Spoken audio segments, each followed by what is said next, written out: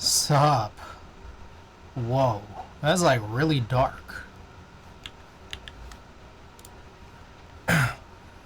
Okay. Let's see what we got in here. Klexus, Plastic Bits, Run, Randy, Air, Vince, Thrash and Tony, Silly. Alright, let's get this. Alright. So, we have a couple packages tonight, and we gotta get right into the photos because I think I have to submit these tonight. Luckily, I did a good amount of work yesterday. Anyways, let's do this. I got two packages. There might be a third one. I'm hearing from my phone here that a third one might come in the next 5 minutes, but also it might just get pushed.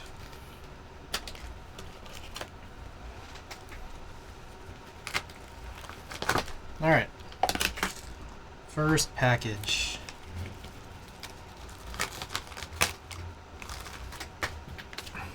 I got this guy. Anyone else get this guy? This is the Keep Life 24 keycap that I guess I didn't get during Keep Life.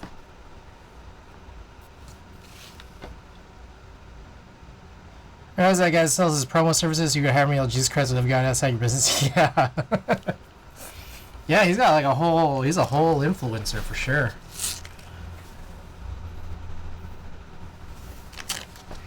Anyways, there it is. A Keyblade cap. I'm guessing it's metal.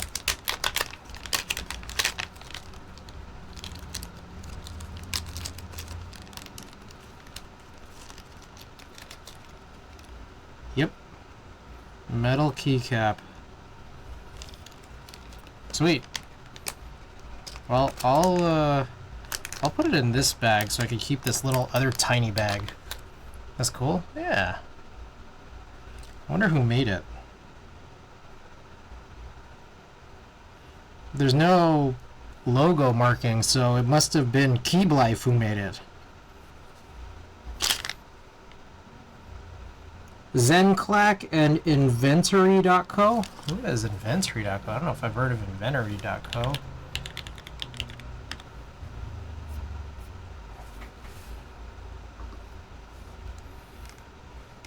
Oh, is it the pen company that did this? Or is the pen company also run by the Zenclack people?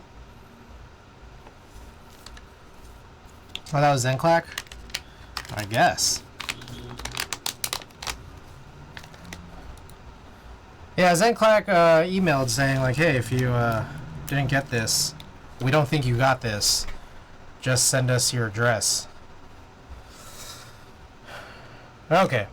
Anyways, package number 2.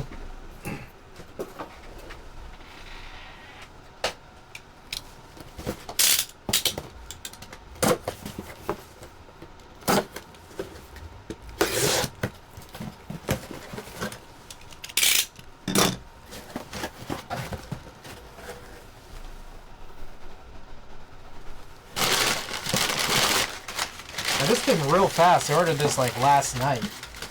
So I did this shoot last night for Jess, Glynne.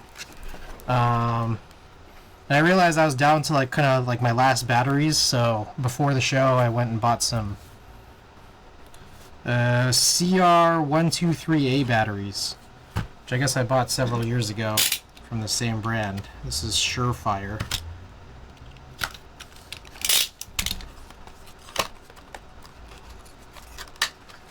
I like them because they put this all in like one little compact box. No wasted packaging, at least in my opinion.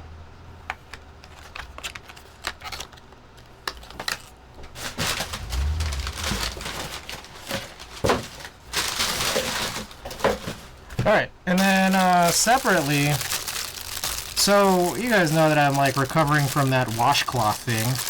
I realized like the reverse tweezers I have, they're pretty tight, so I ended up buying some other tweezers that I hear are not as tight. Let's find out.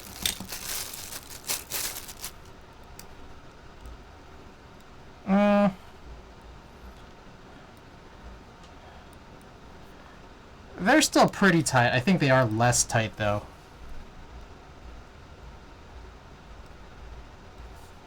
So, hopefully better.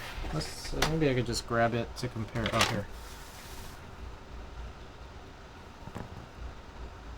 Yeah, this is a little better. Very slightly. But I also do like the little grips on it. That is, it's really ugly, but it is kind of nicer than I expected when you actually use it. Got the angled one as well here. Yeah, same thing.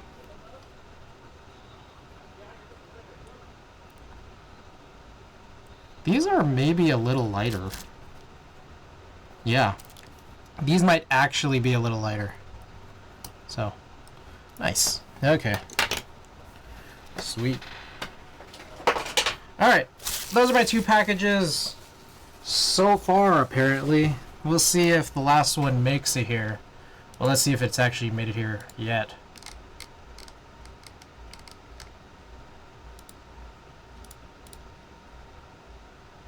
Oh, shit, it did. 30 minutes ago. Alright, I'll be right back. Let's turn on a video for you guys.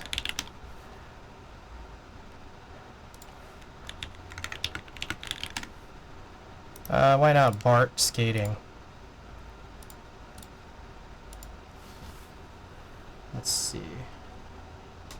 Alright. Oh, is that too... That's like a little too bright, isn't it? I need something darker. I need a darker video. Oh, here. Okay, I'll be right back.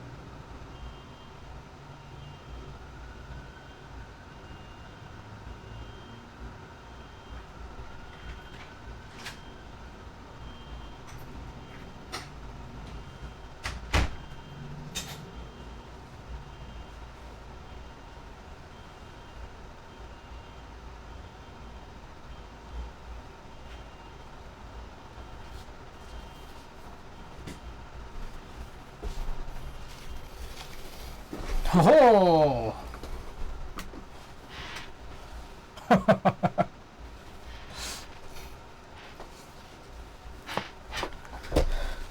Inventor Evan, thank you for the raid. 3D Printer Shack, welcome. Inventor Evan, welcome. Just went to go grab a package here from downstairs. 3D Printer Shack, thank you for the follow. Okay, so we got one last package. Let's see.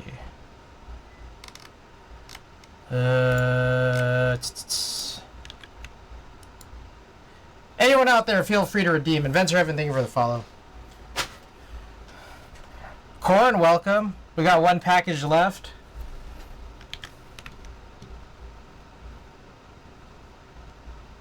It's like really especially dark tonight.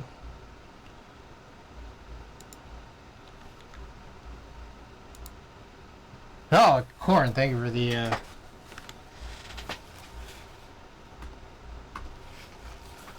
redeem here.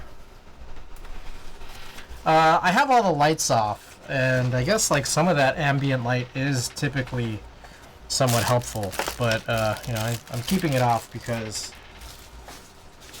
we're about to do some photo work. Kind of want to reduce the chances of any stray light coming in. Where? Let's place the oh shit.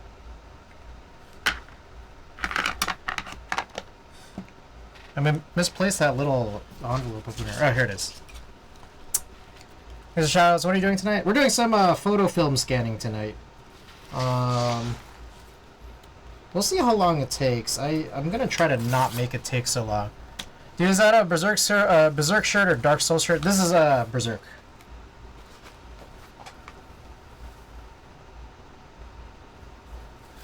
And then you can see the back. The back has two swords. But it kind of is interesting because it looks a little bit like the V-Lone logo. It's like the V-Lone Berserk. Alright. For our final package, guess what I got? I got like 100 of these screws.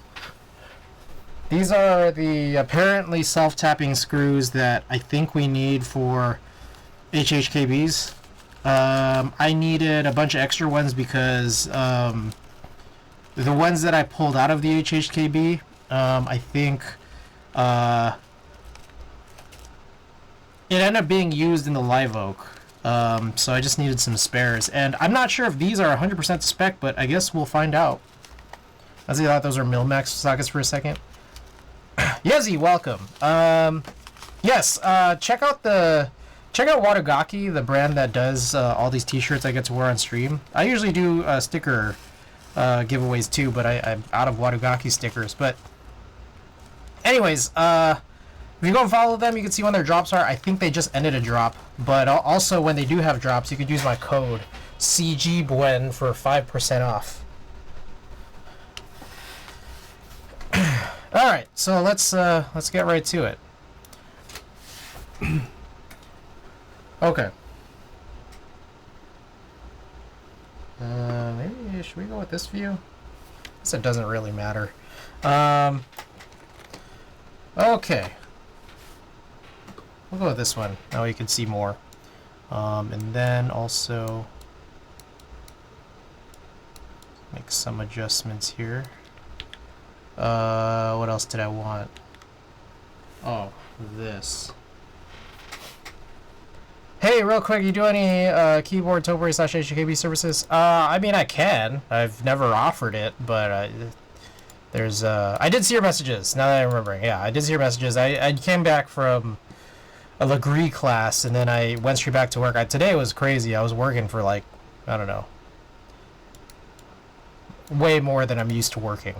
But yeah, I mean, let me know. I know it's just, I feel like this week's just been so crazy. But I mean, we could try to hammer something out. Bitter Seeds, welcome. Okay, so let's get ourselves started here.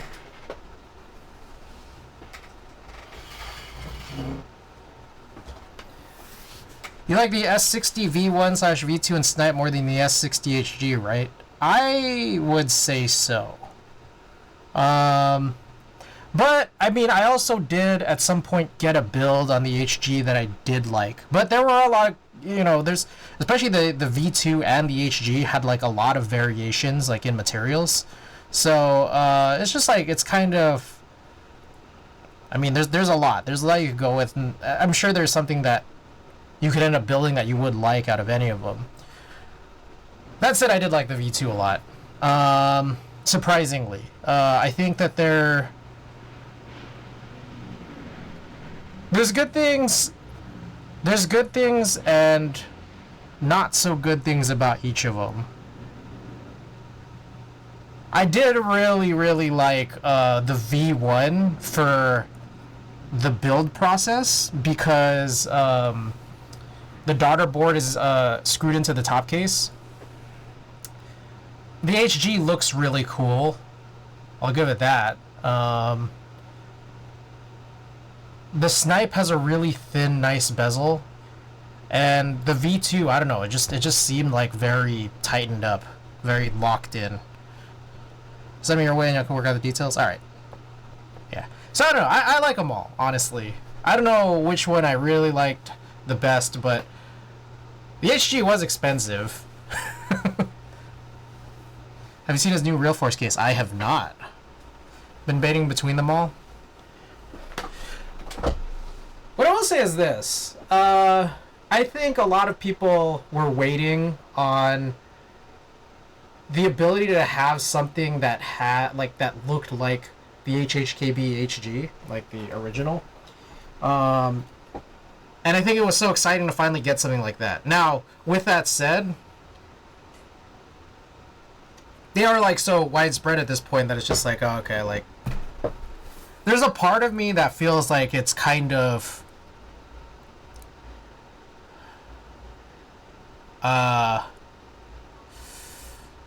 alright.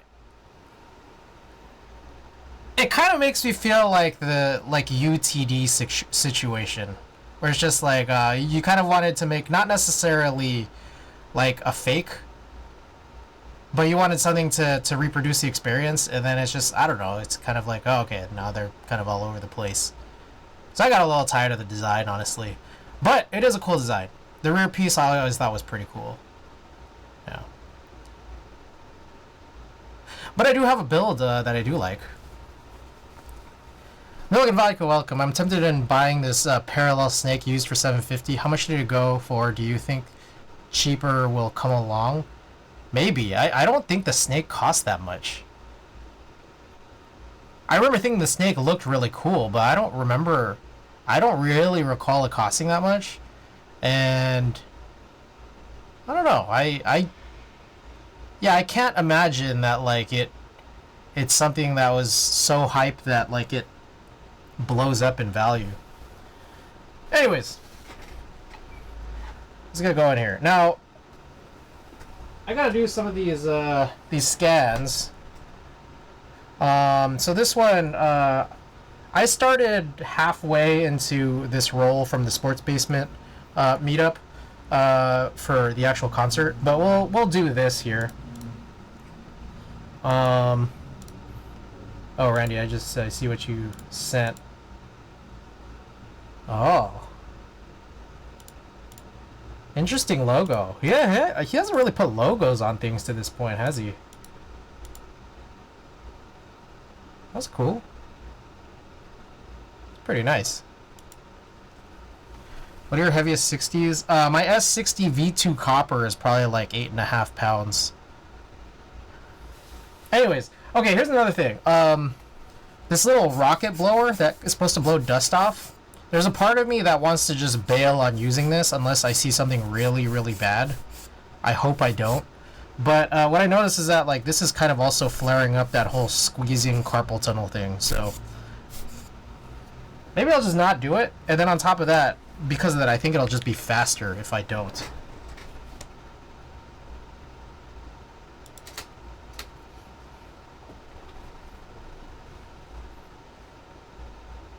And just like that, we already see a giant piece of dust right there, so maybe I should.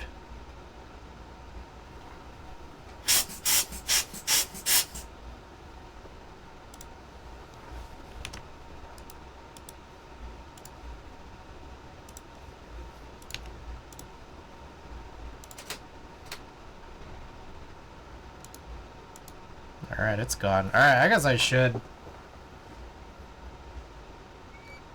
Clownfish! Thank you for the 8 months. Appreciate the 8 months of tier 1 support. Welcome back.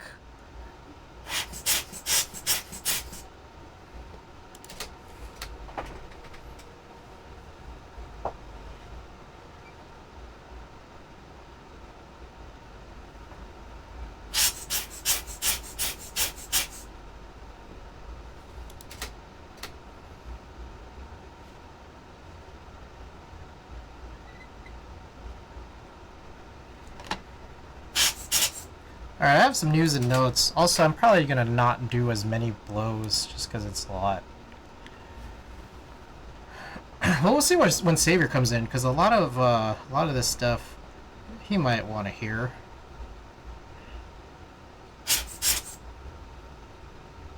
Wise Donkey, welcome. Well, I'll get to some other ones. So yeah, I got the new tweezers. I had a lot of work today.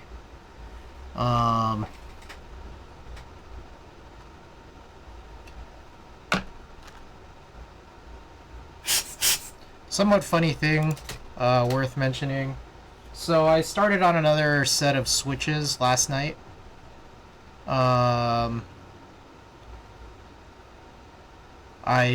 It's the second half of the Cherry Browns Zero gave to me last summer, which there wasn't a complete set. Like, he gave me, like, I need 60 for a set, and he gave me like 100 something that it wasn't 120.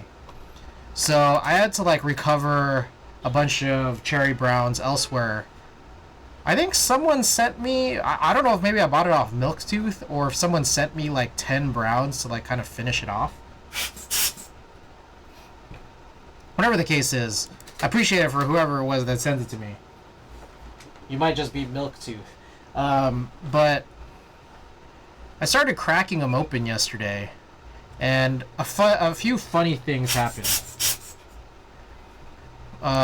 One is, I'm recalling again that Zero did tune his switches, but then, like, they're tuned kind of funny. A lot of them just have different films from each other. I'm thinking that maybe he had a bunch of these switches in 2 different keyboards and then just mixed all the Browns together. But then also, I remember him saying he kept a bunch of Browns in like a numpad. So, like, it was like a weird number of sets. 3D Prayer Shack, welcome back. So, like, there's a bunch that have Black Deskies films, and then a bunch that have what I guess are like TX or Geon or something. Like clear films. So I'm pulling them apart and I have to like kind of sort them out like that. The other weird thing is I didn't realize, but he spring swapped them. So in comparison to some of these random untuned, like unlooped switches, like a bunch of them just have different springs. So I had to like separate them out.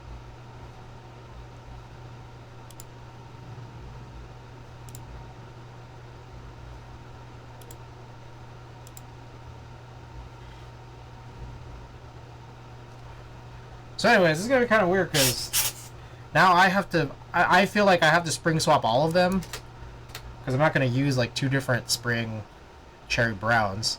But then on top of that, some of them are already tuned, so I guess I might just have to go over them and then hope that like I'm not over lubing the ones that were previously lubed. I had a vendor refund you a keyboard due to a stocking mistake. I don't know what a stocking mistake is. Someone was stalking you? Like that kind of stalking?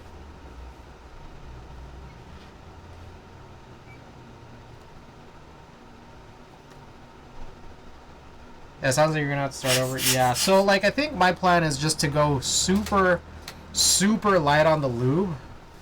But then also like of ones that might already be lubed, it's like I'm still gonna just like try to move the lube around. And then try to take off any excess. Warehouse stock quantity was wrong and it was sold out. Oh, stock, S-T-O-C-K, I think you might mean. That's never happened to me, but as a vendor myself, as someone who has product to sell, I can see how that can become an issue. Savior, welcome! I have a bunch of stuff to tell you about. Photo-wise.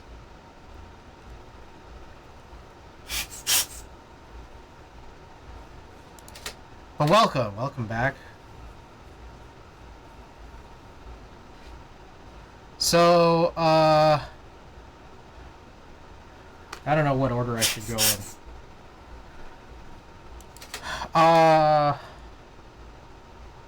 I streamed... When did I stream? Monday? Sunday or Monday?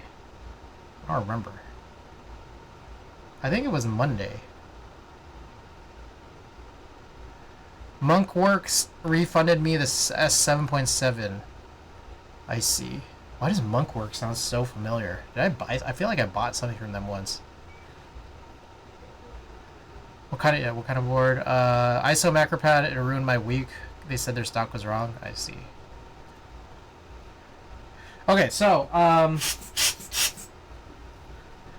think Monday night after stream, I think I built this thing, right? The Numa, and it wasn't a super long stream. So if I'm remembering the order correctly, I think that Monday I scanned on Monday I scanned the rest of your, or I developed the rest of your film.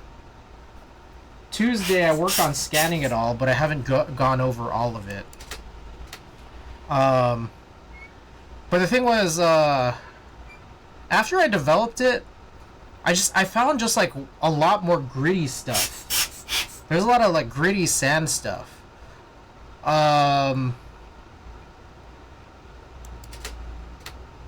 But it's weird, because I think there's a chance that it was from your film, but there's also a chance that it was from me. I'm not sure.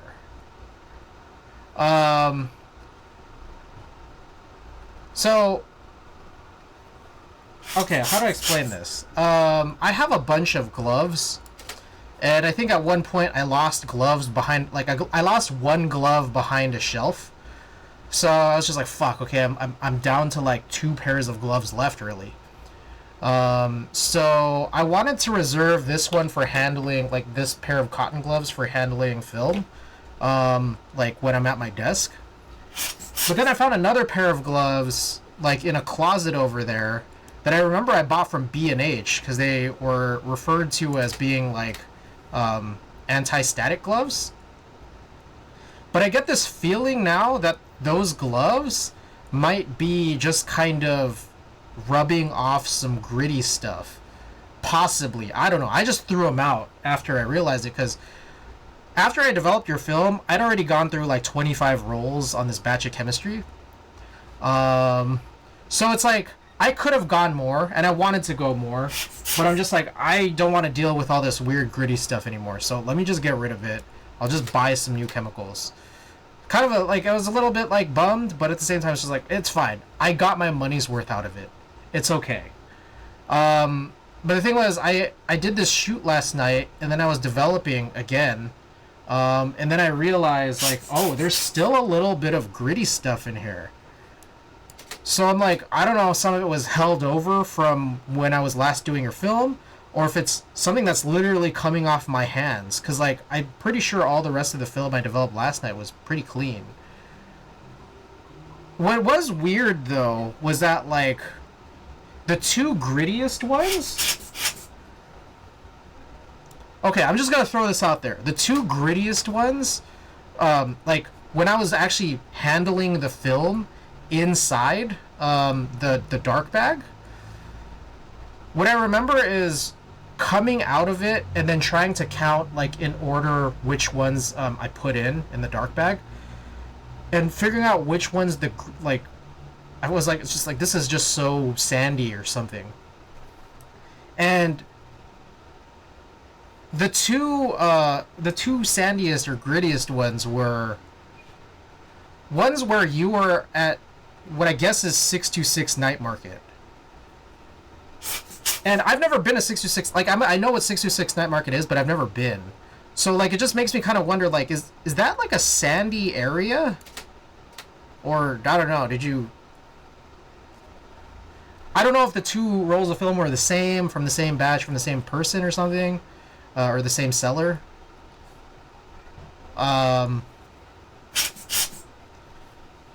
But those, like, I'm just not sure, like, it's like, was I rubbing my hands the most during those, or did the film already have it? I don't know. But what I just remember was that first 626 Night Market roll. was just like so sandy. It was so sandy.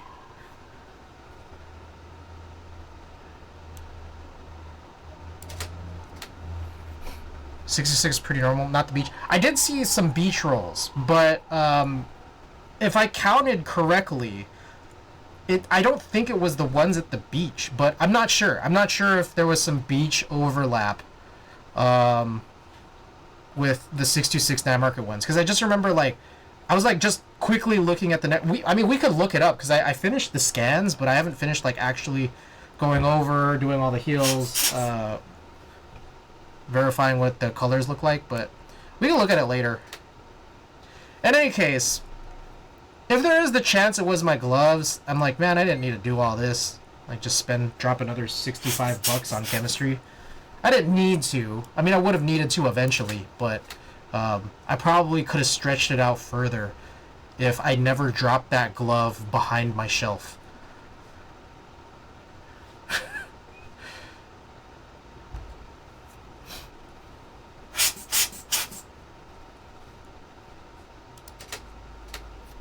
So yeah.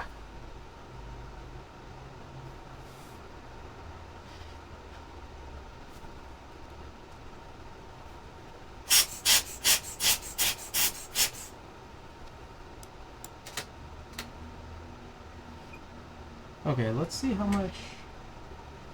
Okay, so I have like a big giant. I shouldn't use that.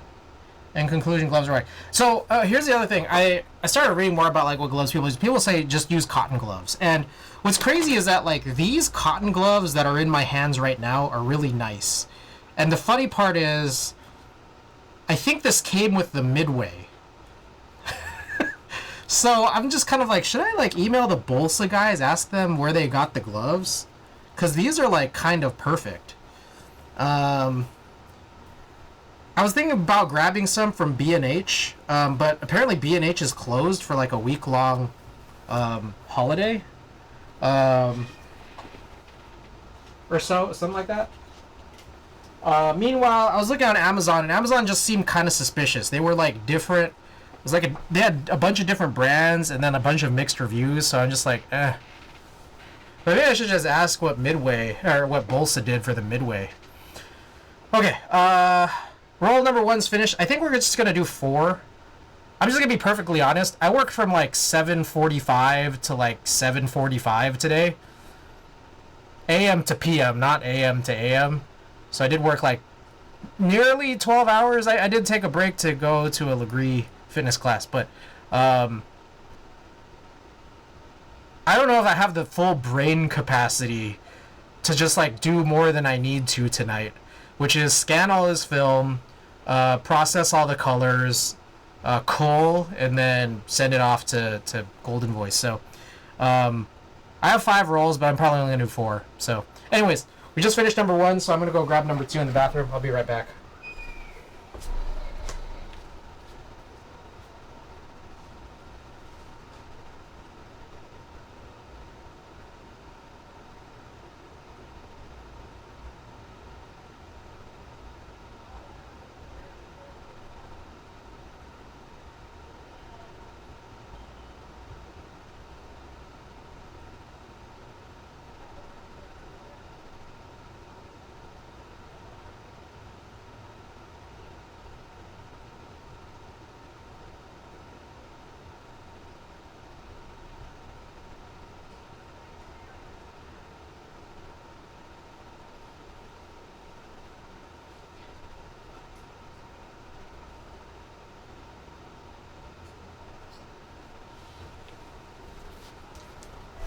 Alright, I'm trying to go somewhat in order, so I think I figured this one out.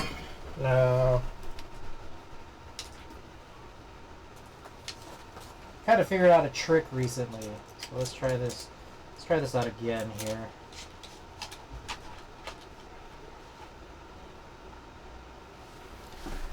So this is a totally different roll of film. So hopefully this doesn't ruin everything. But what I think I want to do here is, new roll of film. I'm just gonna take a picture of this so I could grab, like an otherwise blank frame, so it's going to be easier for me to find the spots that I might need to heal just due to weird spots on the sensor of my top-down DSLR here. Yes, finely aged typing gloves. Finely aged. Alright, this one's interesting because this is 100 ISO film, and I was just like, I took a gamble thinking that, like, okay, after our first song, it was really bright. Let's just hope our second song is bright. And I was just like, let's see if we could do this on 100 ISO film. And I think it worked. We'll find out.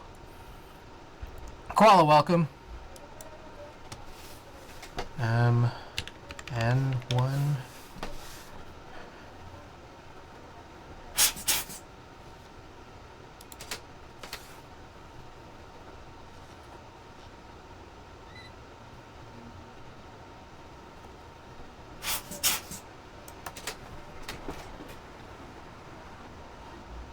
Alright, more news and notes.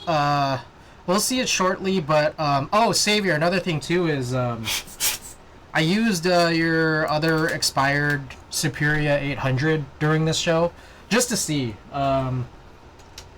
This wasn't, like, how do I put this?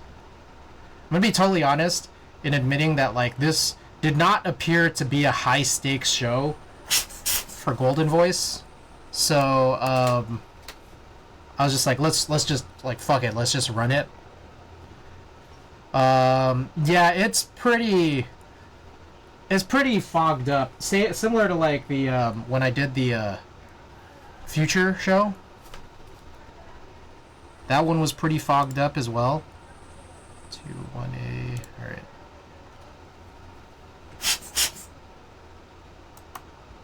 Oh, where am I? But I think things will still expose. Should. It just might turn out to be, like, pretty fuzzy. So we'll see how that turns out.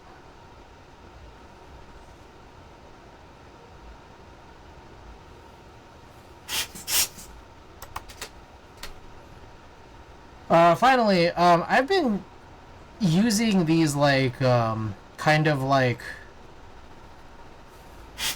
smaller brand film. So one was like an 800 ISO film, and I haven't developed it yet. But then last night I also used this Amber 800T, which is like an alternative to Cinestill 800T. I gotta say, there's some interesting things about that, but overall, not a good experience.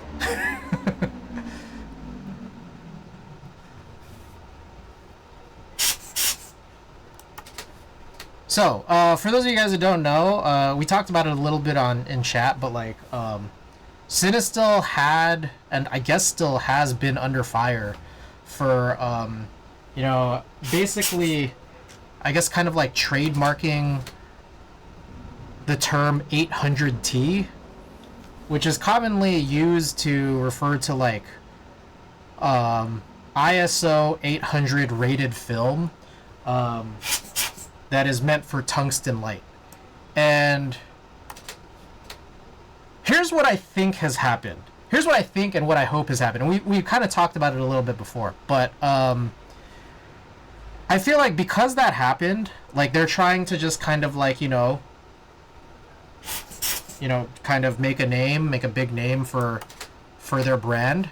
I think when they did that, it's like they have a legal team involved that has just started sending C&Ds to any other smaller film brand that has used the term 800T, even if it's just in reference to, like, a specification. And it's pissed a lot of people off. But, like, people are just trying to make these, like, 800 tungsten, 800 ISO, 800 rated ISO tungsten film. And it's a lot like, because we were talking about it in the other direction, it's a lot like the David Chang Momofuku thing, where it's like, everyone's really mad at him for the whole chili crunch thing. What I do think in both cases is this. They did it for brand reasons, but it came with the bonus of, well, whoever is your legal team that you're involved with now has the right to do a bunch of stuff to dick around other people and try to get money. But a lot of people think it's directly like the people who develop Cinestill. A lot of people think it's specifically David Chang, and it might not be exactly them. So like, I won't fault them 100%, but I'll still fault them a majority, you know, like 70, 80%, because it's just like, it is still an asshole thing to do. You probably shouldn't have done that, you know, to begin with. It's kind of still fucked up. But he was an asshole before that, so that was a nail in the coffin for me.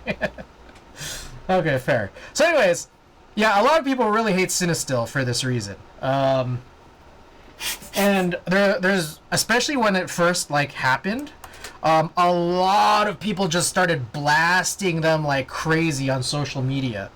And one of the points about people were trying to blast Cinestill for is like, what is the film really? The general notion is that like the actual 800 tungsten film is basically based off of like what is generally used as 800 tungsten motion film, but then like basically repurposed into being used for still consumer cameras. The reason why that's important is because there's a process attached to it whereby you have to remove a layer of like chemical emulsion that is called remjet, like from the actual film. It's just something that looks entirely black.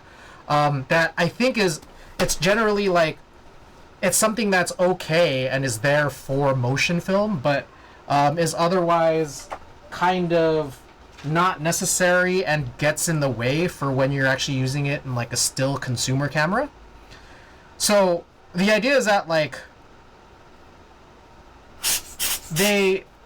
what Cinestill was doing was they were taking like whole like bulk reels of motion film from Kodak, like this I guess it was like 500 tungsten film. And when they removed the remjet layer, they were like pre-removing it based off of these bulk reels. And when you remove it, that's kind of when it becomes like an ISO 800 film, is because there's like less of a layer that the light needs to penetrate towards, so it becomes more sensitive. Now, one of the things that Cinestill was getting dragged by in social media was people were saying that's all you're doing. Like, all you're doing is just taking bulk rolls and just pre-removing it, which anyone could do if you just had the right chemistry and the space to do it. So a lot of people were dragging them saying that's all you're doing. But Cinestill was like trying to clap back on Twitter and Instagram and stuff, saying that's not what we're doing. And it's funny because a lot of people are like, what the fuck? Are they just lying? Like, why are they just straight up lying on social media?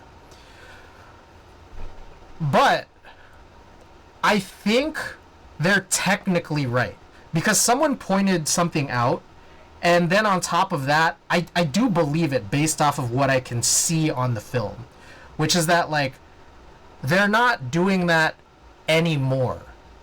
What it sounds like is Cinestill had so much success initially that they were able to secure some kind of contract with Kodak to actually get bulk reels or just bulk film that might already have the remjet removed.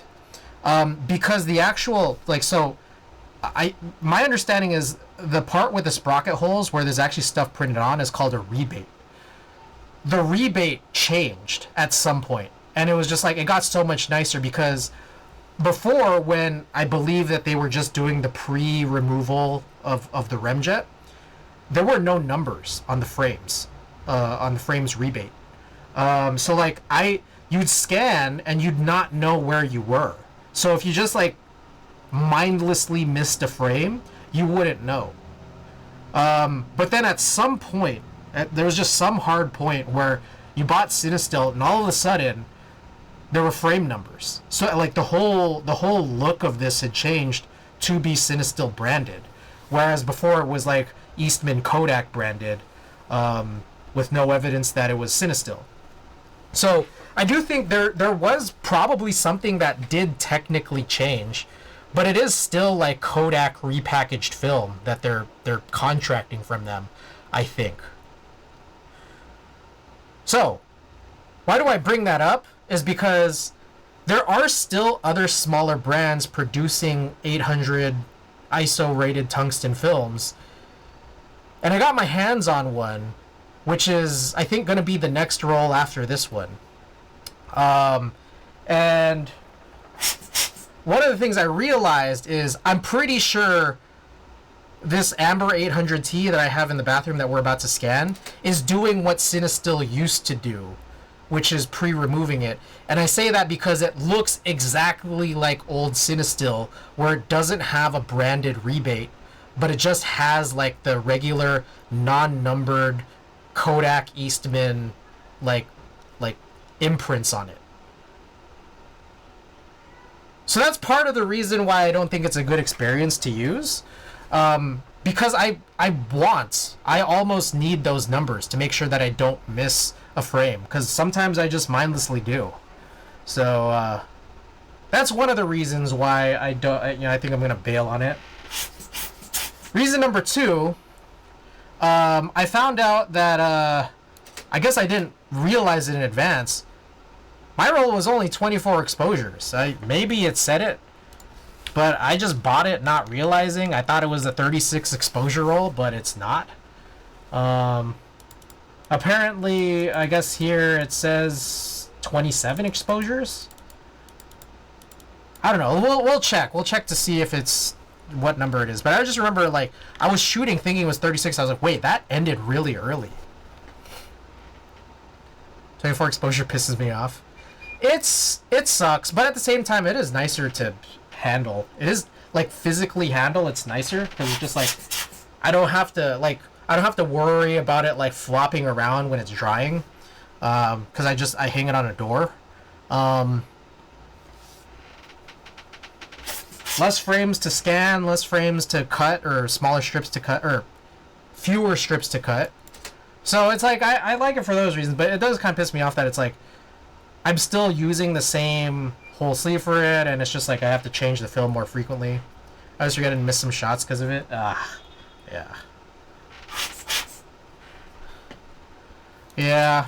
So there's that. Finally, reason number 3 is it was so fucking hard to figure out how to open the canister in the dark. I didn't realize it was like a different shape of canister. Like it looked like it was one of those like reloadable or reusable canisters, which I don't hate the idea of reusable. I just didn't know, and I didn't know how to open it. So it has me worried because separately I bought a non-tungsten 800 film that was from a smaller brand that looks like it's the same type of packaging, and I'm so worried about having to open that again. Also, on top of that, I am worried because I think I plugged that into my auto camera and there was no DX code on it. So everything automatically just went to ISO 100, so everything's going to be stupidly overexposed. And I have no idea how it does with overexposure. So there's a lot going wrong with these smaller brands films. So at some point I think I'm going to stop. It was probably now. I'm probably going to stop using smaller brands films now.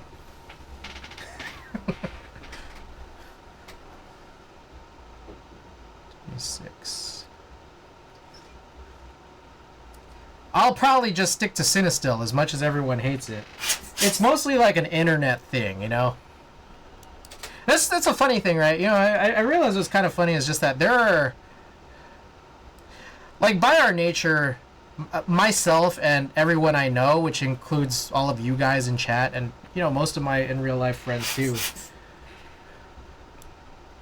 We're all just chronically online, and I think that's a big thing too. Is that being on the internet, it's kind of evolved to a point of just they try to figure out how to make you as angry as possible.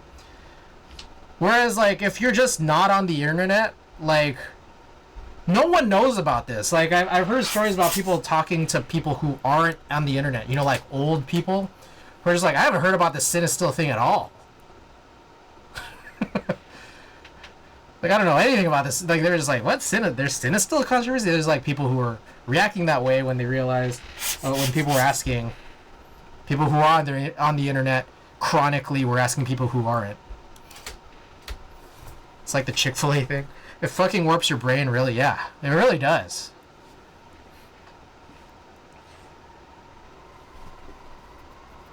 It's crazy, and I mean, it's just like it's tough because it's like I mean, this is how we've gotten used to it, and I enjoy it, but it's kind of hard. It's kind of unhealthy to just be angry all the time, and for not just that, but for it to be caused by being on the internet. Sometimes, like, it's just like, oh, man, that kind of really doesn't sit well with me. That the internet is what's causing us to be so angry all the time.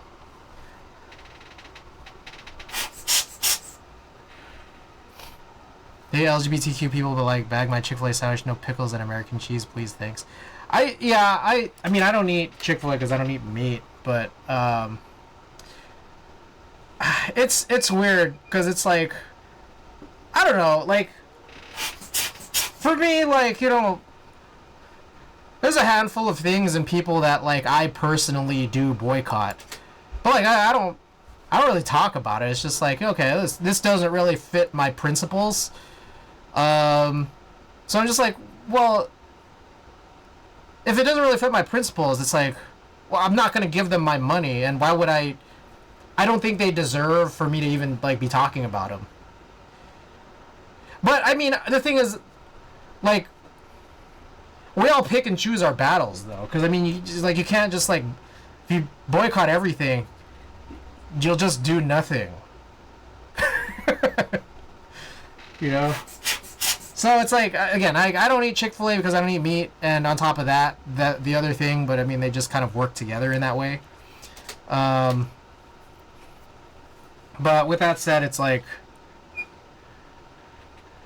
I mean, you could find something wrong with every company and every person and every ideal. You just gotta choose. There's that, I was laughing about this with Tina because, I don't know if you guys have seen that, the Hitler's Dog, Norm Macdonald comedy special on Netflix. And, like, he has this joke where he goes, like, you ever have a thing where, like, you're just, like, totally wrong, but, like, you just have to live with the fact that you're wrong? He was like, I have a friend who is a vegetarian, and she gets on me because it's like, oh, how can you eat an animal when you can get the same thing from the plants of the earth? And my argument is, I like pork,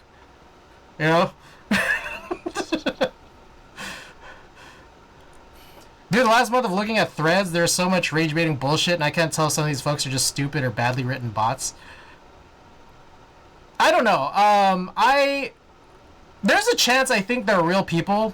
I think it's really, like, just, like corny morons trying to get engagement to, like, blow up on social media. That's what I think it is. Or that's my impression of it. But I don't know. It could be badly written bots. I don't know. I need a Chick-fil-A because there are places I think make better chicken sandwiches, and those folks, it's like those folks who swoon over In-N-Out, both aren't that amazing at all. It's funny, I don't eat meat, but I mean, I love In-N-Out, but I also love Five Guys, and I also love Shake Shack. all of them offer non-meat options, and I love them all, but I'm not like crazy over them. I'm not gonna like, you know, bag on another one. Like, there's no point. Like, there's no reason. There's no reason to tear one down because you like another. I don't know. That's the way I look at it. Like, it's just like, why could you just enjoy all three sandwiches? I think it's fine.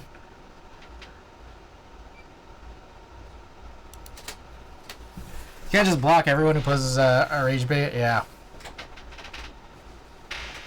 All right. Anyways, I talked a lot. That was roll number 2. Now let me go grab that 800T, Amber 800T. I'll be right back.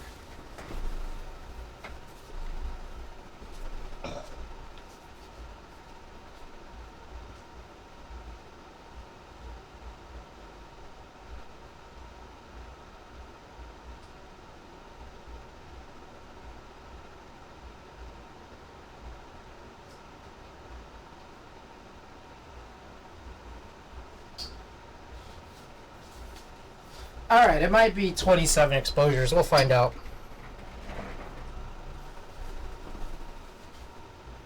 It's not 24, but not 36. It's kind of a very weird number.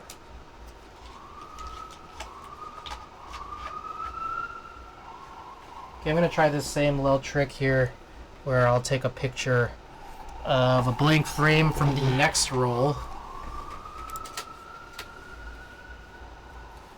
And then I'll switch over. 1.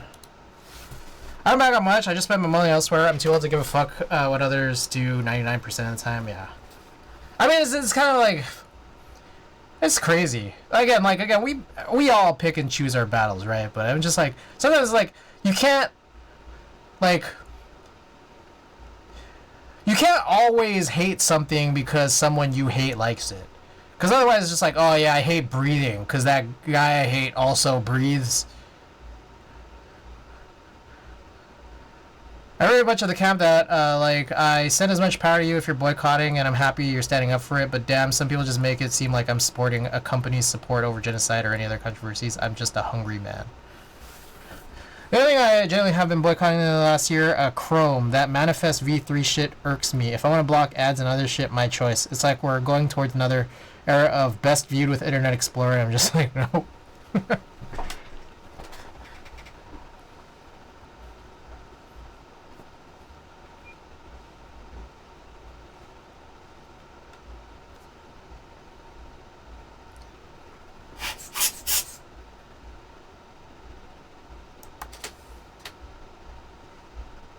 Wasn't there like a YouTube video that like was the reason they took off the dislikes button?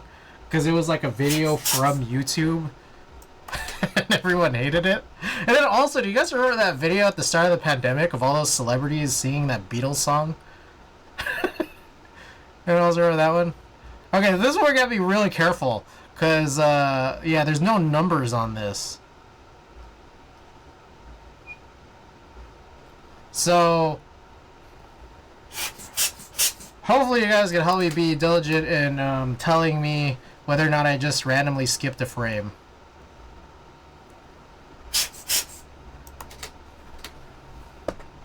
Did you see that Google got fucking blocked and got considered a monopoly? Alright.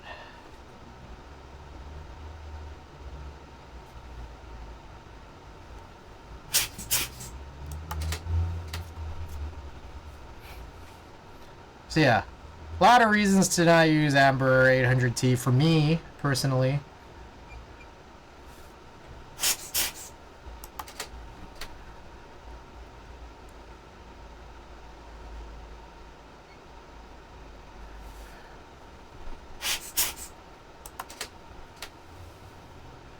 I'm trying very hard to de-Google my life, fuck them. It's not easy.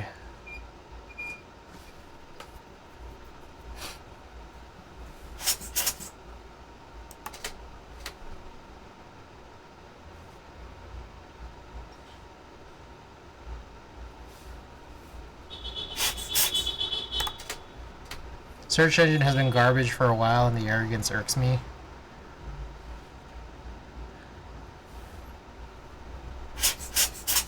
I do get it. That's hard though.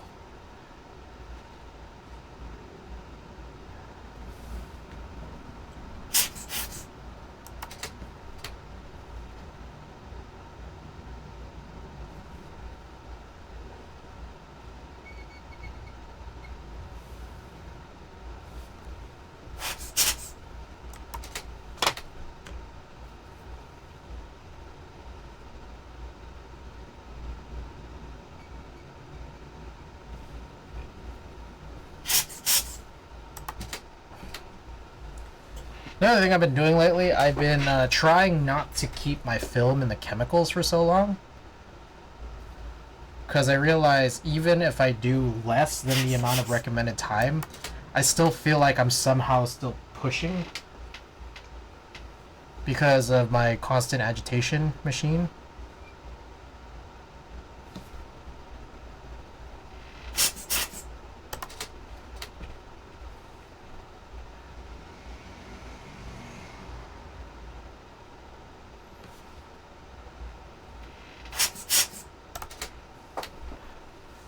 I mean, folks look at me strange when I say I use Apple Maps and other apps. Yeah. My favorite celebrity singing thing was the one where on Jimmy Fallon where they did a bunch of celebrities singing "We Are the Champions" by Queen in a 3x3 grid, Brady Bunch style, and Usher was in it. He thought he'd be looking at the center of the grid and started looking all around. I remember that. I actually remember that.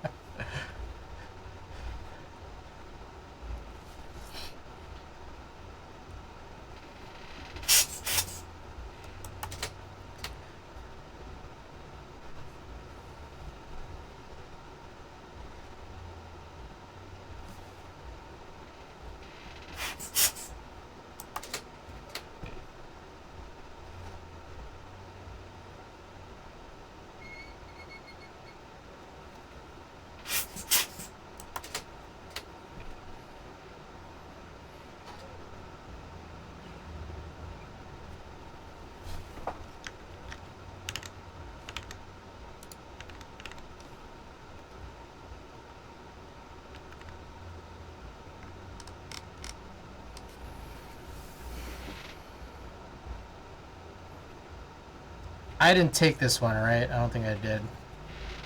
Actually, there might be a decent way to tell if I've missed anything, but we'll get to it when I finish.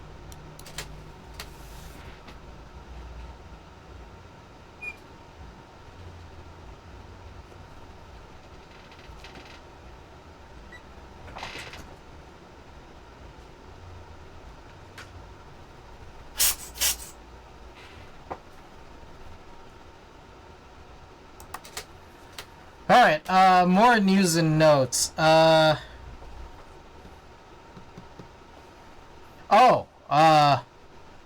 that much better? Be back in 5? Alright, right on.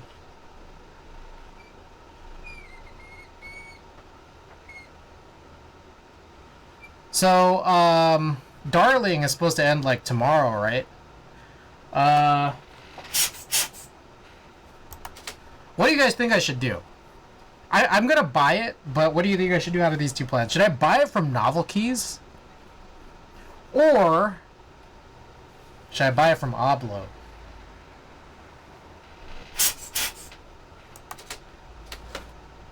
Thought it was tonight. Was it tonight? Oh, if it's tonight, then I might have lost it. I thought it was tomorrow.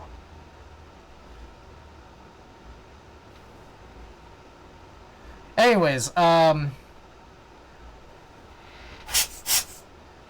if I order from Oblo, it's actually like $8 cheaper for a base kit and a bar kit.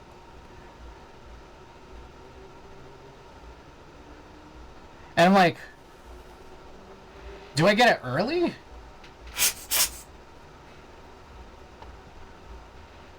Like, if I get it from if it's coming from Europe, does he deliver it faster?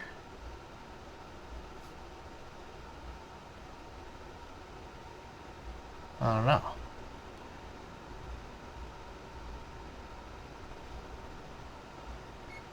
Like, do I get it faster and I save money?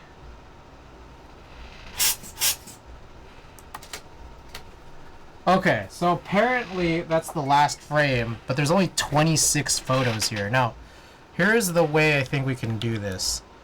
I am going to rotate and rotate just so it's not as jarring here. But if I look at... So I'm bracketing 3 shots, 1 exposure each. So my question is, I should be able to follow the pattern of 3, 1, 2.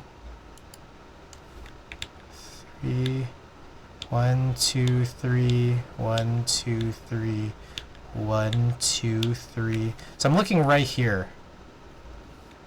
1, 2, 3. 1, 2, 3.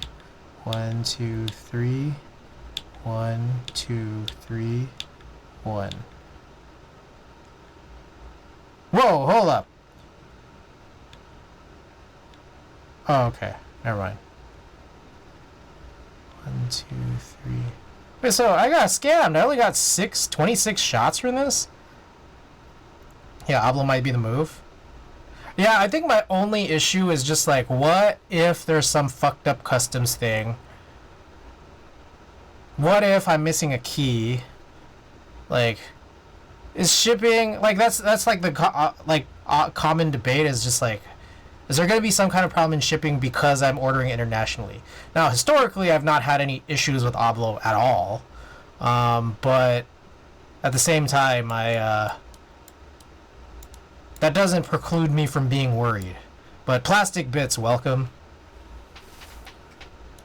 I'm going to look again. I'm going to double check. Or I guess I could just count it. It's just hard to count it. 1, 2, 3, 1, 2, 3, 1, 2, 3, 2, 3, 1, 2, 3, 1, 2, 3, 1, 2, 3, 2, 3.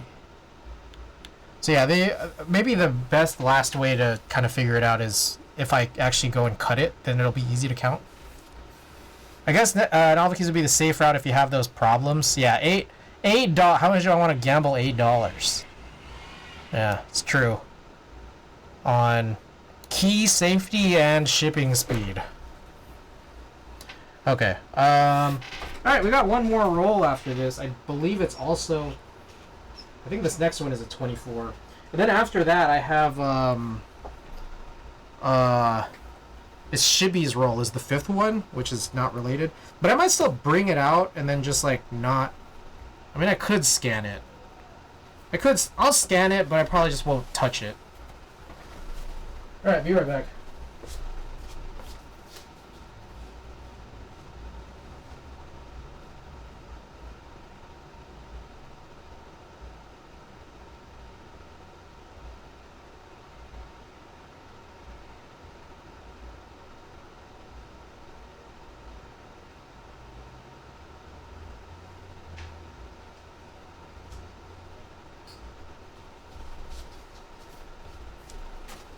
Alright.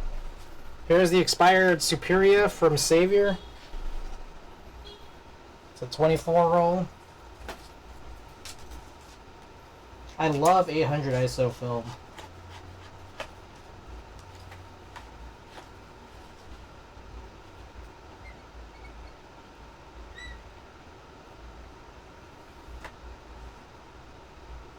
Alright, I'm gonna take a picture of this frame here. So yeah, it is a pretty rough one, not gonna lie, but well, we'll see how things go.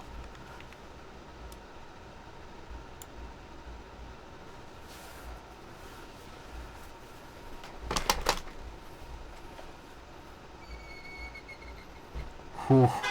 Look at that. That is hardly coming in. And like, it's not just like the exposure of the shot, but you could just kind of tell looking at the fog of the between frame data. That's a little rough. Yeah, but like I am decently confident that like Negative Lab Pro is pretty good at just like still getting things to come out. Honestly, especially when it's not necessarily underexposed, like from the camera, but when it's underdeveloped.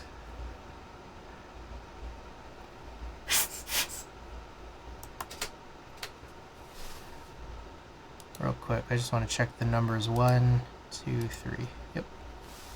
Dallas, welcome back. Good to see you again.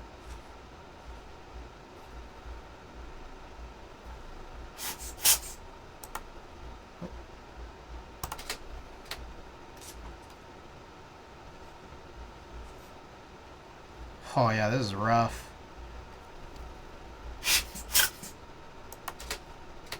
It's funny because I could actually, like, the rebate came in kind of good.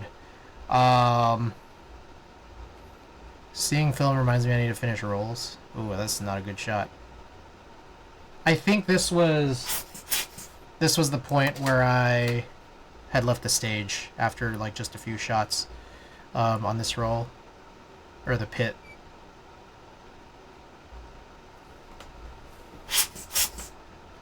So lazy at taking pictures. I can't wait to see how these end up inverting. No, it's crazy because I remember I had one. I did a shoot of Benny the Butcher a couple years back, and I had film that looked worse than this, and it was so hard to invert most of the frames. But then I found some frames that actually somehow inverted nicely. And then I just synced all of the changes, and it actually looked great. Like, after I had one to anchor onto. So, like, I'm just, like, kind of crossing my fingers that same thing's going to happen here. But, even if not, it's fine. I mean, this was...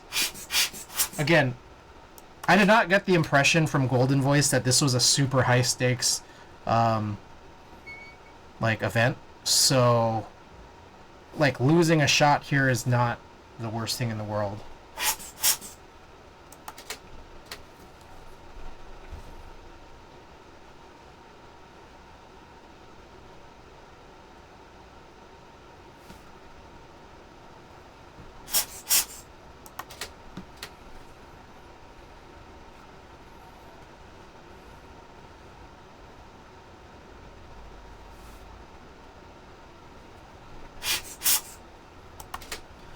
Alright, some more news and notes. I've been watching more VTuber Legend on Crunchyroll. I've also been watching a lot more GT now, especially now that it's in English. So I feel like really proud of myself for that. GT is definitely weird. Like, there's aspects of it where it's like, oh, this is like, I can kind of see why people like it. People could like it. But I can also see why that's very few people that actually like it. It's just like kind of got a different vibe.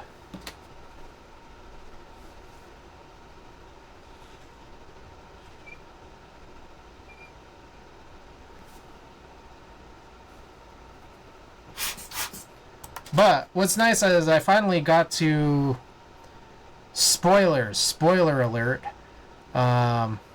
Cover your dainty little ears. But I finally got to the point where Baby was introduced.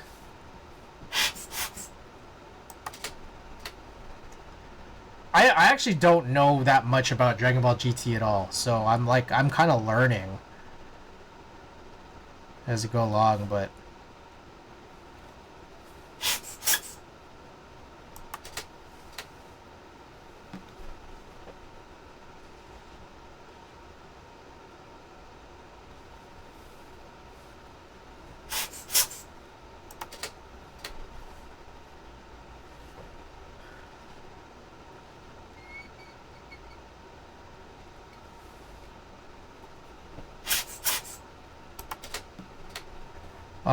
more notes. I got tracking for the rework station, so again, hopefully very soon we'll be able to tackle that GIA 60 Revival Alps project. Hopefully.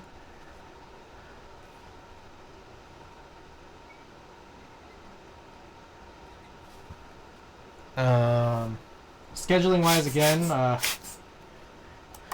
added to the list here. Alps? Frank, welcome. Now that I got those screws, I could finally do that EC Pro 3 Live Oak HHKB Pro Hybrid swap again, or now, so we can handle that. I still haven't worked on any photos for the store yet, but also probably a good thing, just handling that.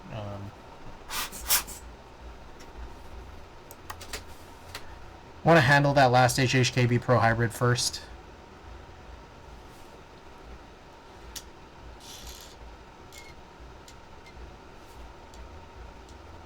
I need to order my S60.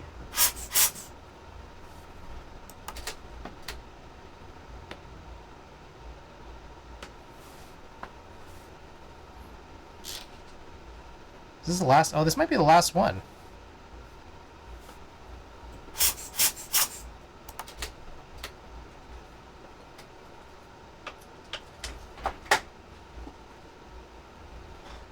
Yeah.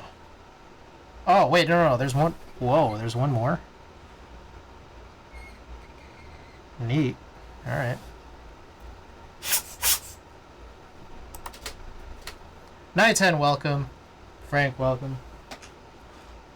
Alright. Let me go grab that last roll. We'll do the scans, but I'll do the inversions another day. It's Shibiku's roll.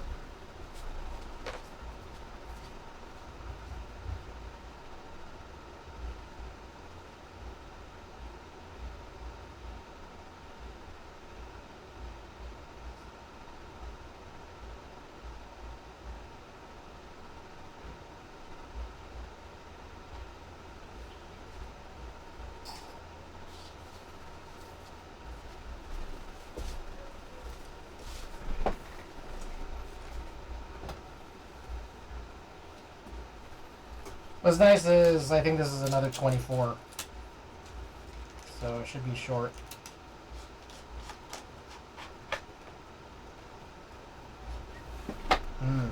So here's a bunch of already exposed section. So maybe I'll take a picture of this.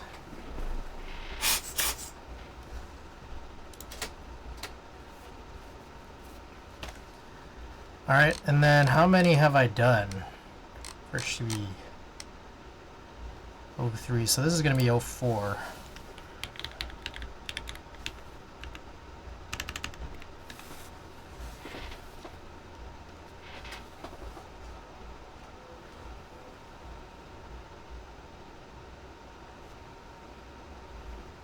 See the Alps tool that Neon Jam designed? I believe I did. I need to see it. I know he's been designing a bunch of tools that all look useful, so I need to go I need to reach out.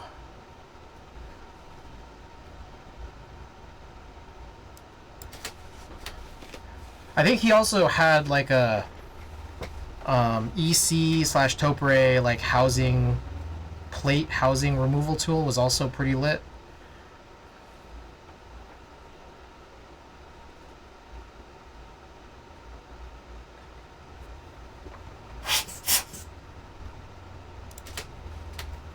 Original link is in Japanese. Alright, I hope it's okay that I'm scanning this on stream. I realize I didn't get his approval, so maybe I'll just switch to this view so you don't see it as big. Alright, looks like we started at 0 with the 1 there. Okay. 2, 3.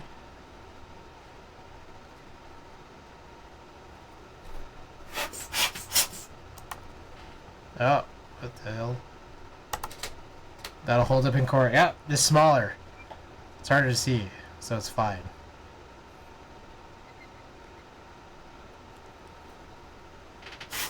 Oh, I think this was from the meetup that I didn't attend. I think. The one in... I forget when. The summer one?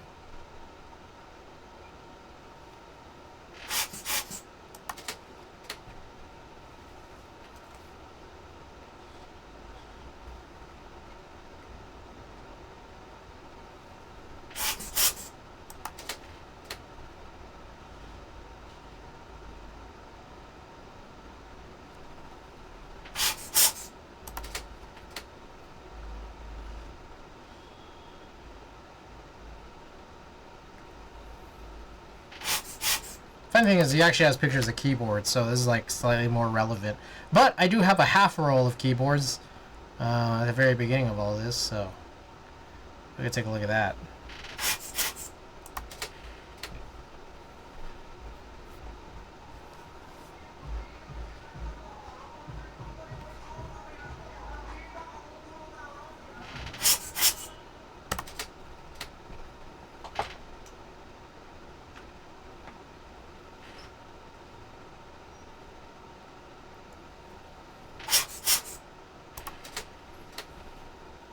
I think I'm out of news and notes. I don't know if I have anything left.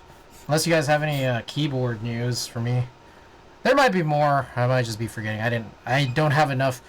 I'm out of notes that I wrote down.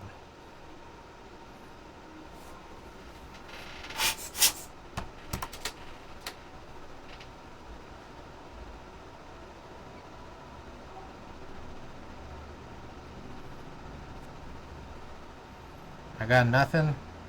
Oh, Larva. Bion Larva invoices are still not out yet. Or unless they are, and every single winner is silent.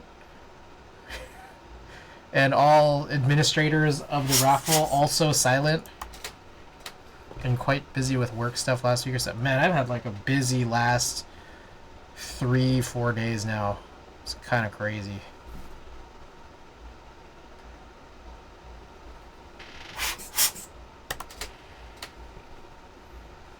My days usually aren't this busy. I'm not quite used to this.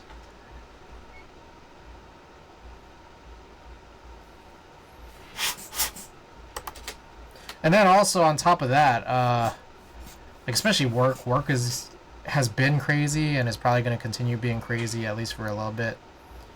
But then on top of that, tomorrow I'm going to go to another show. I'm seeing Toro y Moi and Amine out in Berkeley.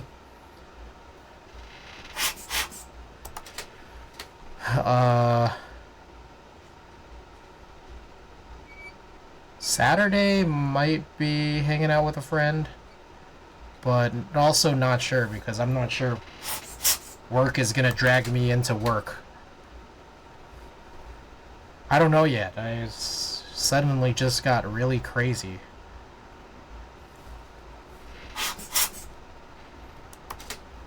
Update on the Prussian Blue link. Did some investigating. It seems like the page is new because they have pics of the set rendered on the new Ripple TKL, the non-text badge, which came out after June 2022. Kill Combat, welcome. Oh, damn, Amina. I love Amina. Amina's great. I think Compensating with Young Thug is one of my favorite songs ever.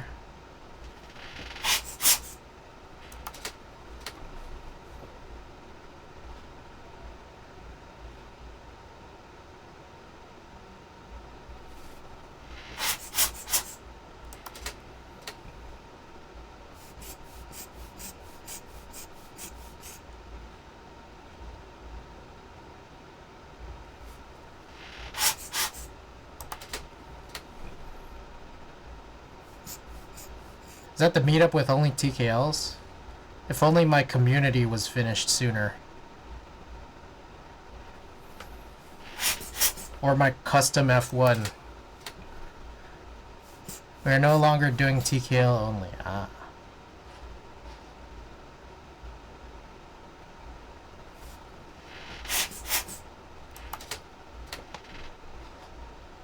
Alright.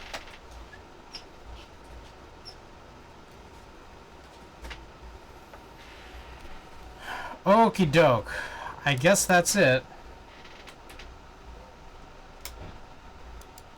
So I guess we could turn these lights back on now.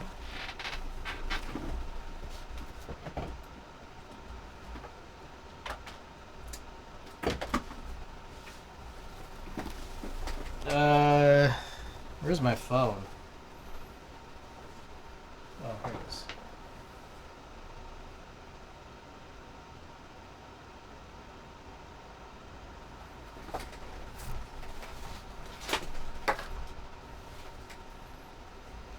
There we go. That's better. Gonna bring my film and digicamera though, trying to get more keyboard shots to send to everyone. I think I'll still bring a TKL for Spirit, and maybe like the Equinox XL I just built. Perhaps one more board, but I'm not sure. Alright. So we're just gonna skip shibbies for now. Because I gotta handle all the rest of this stuff. Which I think starts here.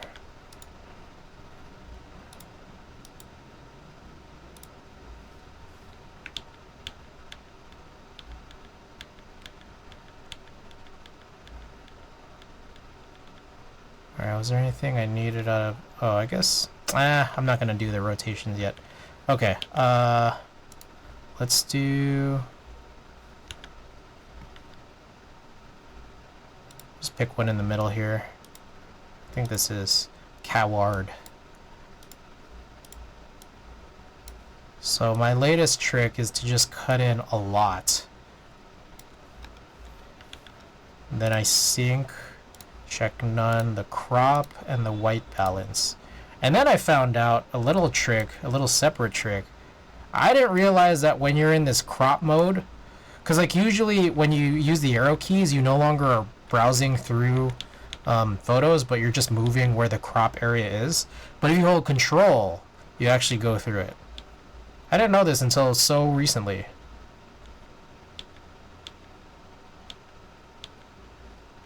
Jer, welcome back.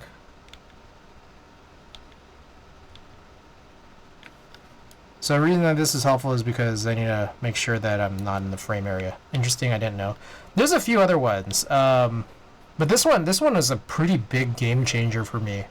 Oh, the other one was when you're using the healing tool, I was always doing left and right bracket to resize it, but it turns out you could just scroll.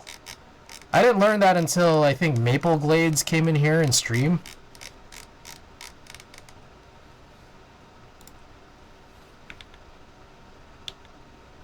Yeah, okay. No.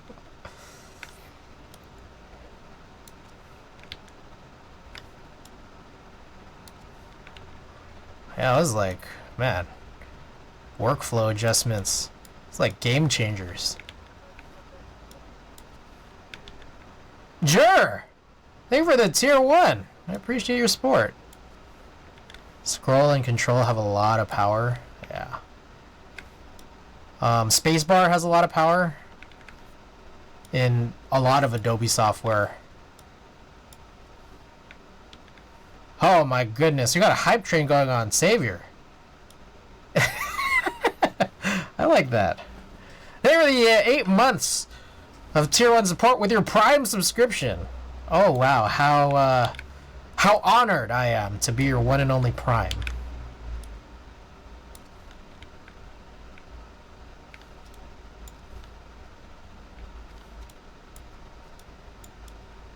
Oh my goodness. Easy.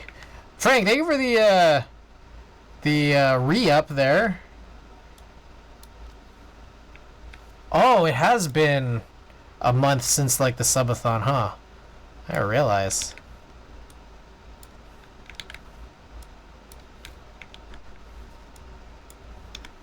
Okay.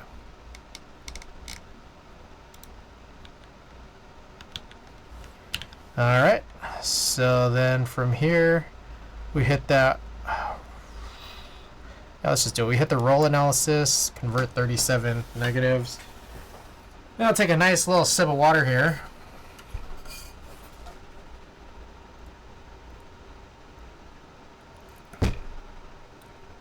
I think I should go grab some candy. I recently got some candy. I got a bunch of those peach Sour Patches. So good. Be right back.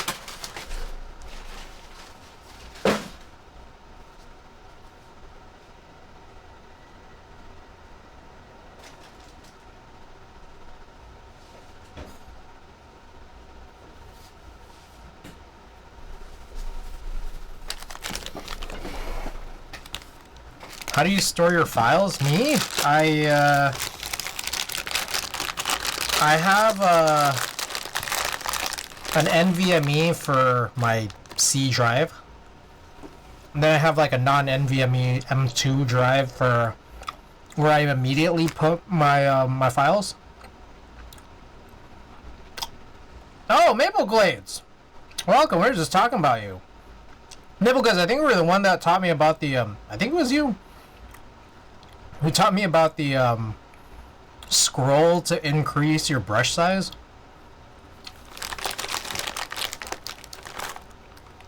Better have enough candy to share with the class.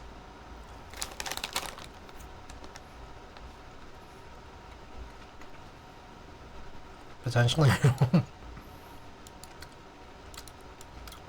Alright, so here's a bunch of, there's like half a roll-ish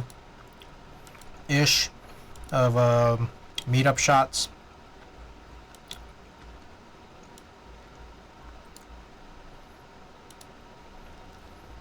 Here's the funny thing is, some of these colors, we kind of ought to adjust. I've been doing a lot more of this. Change everything to gamma and pack on, but sometimes it doesn't really work. I think this is just a little weird because we got that crazy this is Portrait 800 at the sports basement. We're lurking in the farming terms at work. Just yell stuff I think is helpful sometimes. Well, I appreciate it.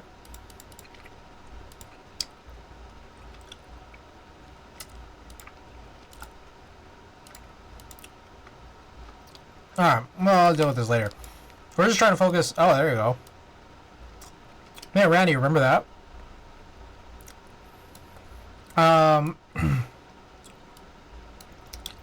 Alright. Here are the shots that I think I need. These are, I was shooting Jess Glynne last night here in San Francisco. Just a couple blocks away from me. So I'm gonna finish my roll. Oh, look at that. There's so much dust on. What the hell happened here? Oh, really bad. Back in Montreal now, working on the backlog slowly but surely. Nice.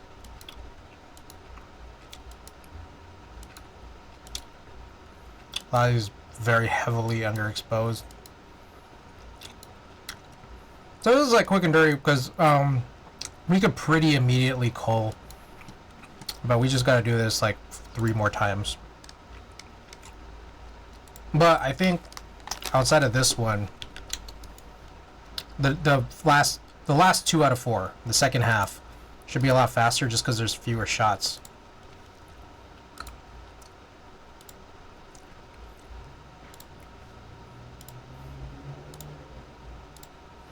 Alright. Yeah, this one's good. Alright, so cut in a lot. Sync, white balance, and crop. And let's just check it out, make sure everything's good. Do you keep everything you shoot digitally or sift through and perma-delete, then decide what you want to edit? Oh! I didn't answer a Saver's question, but it might help. I keep everything. But, yeah, I have a NAS set up in my living room, and I just have everything connected to it. So, yeah, I just throw everything in there. So outside of the NVMe, because like these, the 2 M2 drives I have, they're not large. Yeah, no storage issues. I got like, I have a Synology, which I think does like a 2 drive. They recommend the 2 drive backup.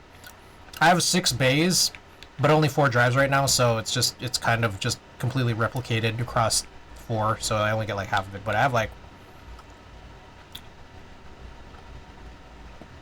I think it's 64 terabytes, but I think it's cut in half because of the replication.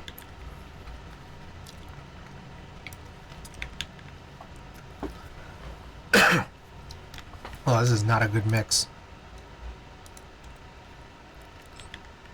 I had like a really large data hub, but I'm too cheap. Yeah, a big thing. One of the big reasons why I want to do this is because I think I eventually want to move. I kind of eventually want to move to a MacBook, and then just kind of be able to connect to it while I edit from my sofa or my bed or whatever.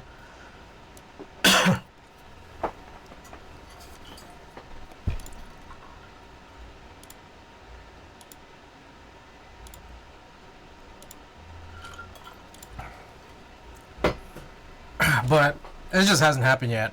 I don't know if I don't know when I'll have the budget to upgrade.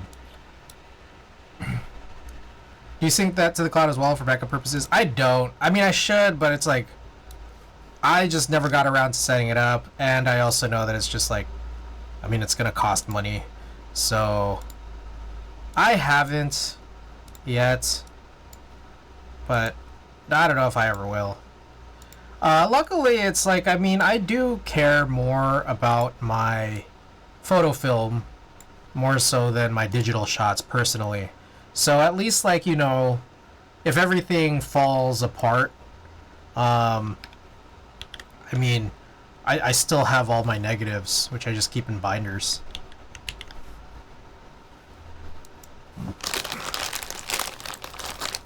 So I could just rescan my hundreds and hundreds of rolls.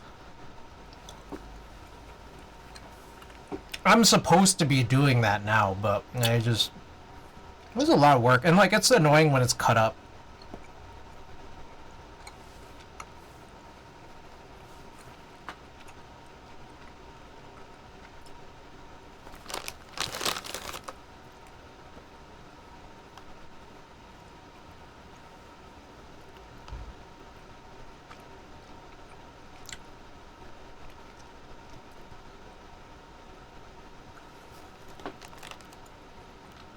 There's a lot of work. When I'll get there, just haven't nailed the workflow yet. So before I started school, I got a new MacBook Air with the highest spec. The idea that I'd be editing on it. I've yet to download a single editing program on it. Fuck. Damn, gotta get in on that. Alright, I'll call later. Well, I'm not even gonna look at these. So you can see there's a bunch of little spots here around. These are just like... This is sensor dirt. Which... I've tried cleaning a couple times, and it was helpful, but I don't clean it enough, and I don't clean it well enough either, apparently. And then I don't know, sometimes it's just like, fuck, I don't even want to bother. I'll just take a blank picture, like, of a blank frame, and then, like, sync the heel removals. It's just, like, way easier. Chatting like counting with me cutting through some editing here too, so I'll be in and out and stuff. Alright, right on. Thanks for being here.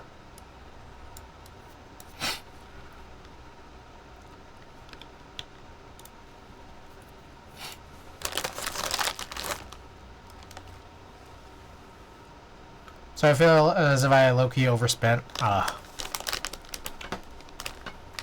My big thing is I have 3 screens right here. And these are 2 are 4K. This one's 1080p. I kind of want to convert it to a 4K, but it's like I think I would need to like get a pretty souped up MacBook Pro. If I wanted to be able to take advantage of all 3 of these screens.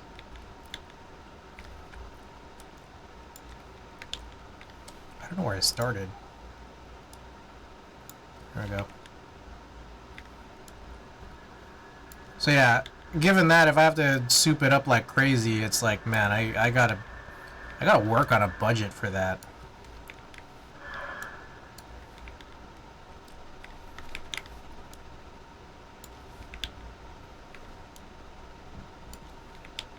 Got my Jolly Rancher stash out. Nice.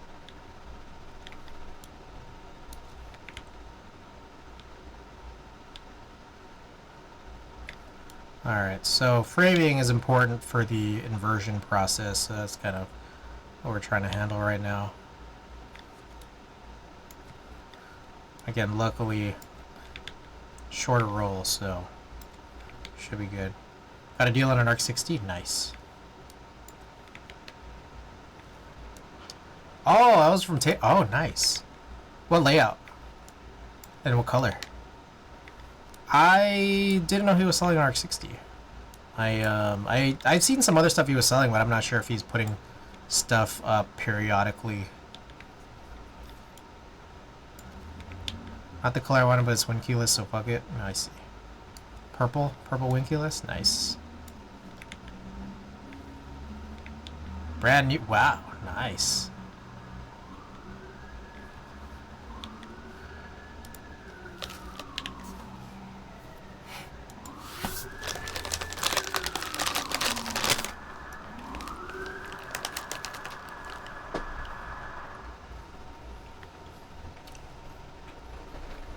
I just happened to be talking with him when he posted it, so I was the first to grab it. Nice.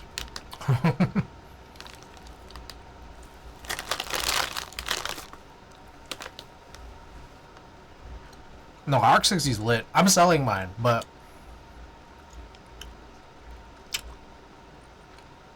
sound-wise is really good. Really good. Whoa. I don't know if that feels right.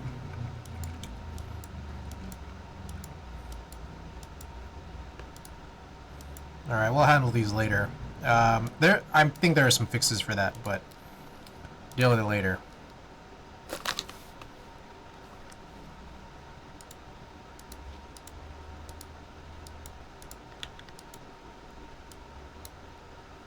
Alright, this is a really tough one. So, wish me luck. I want to say this is probably the best one to base anything off of. Probably cut in pretty deep in here. Sink.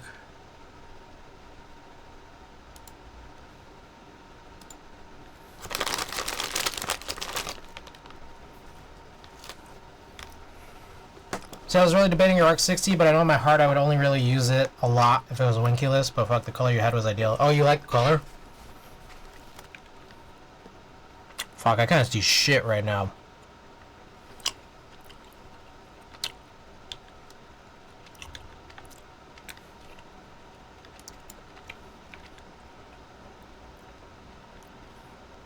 Alright.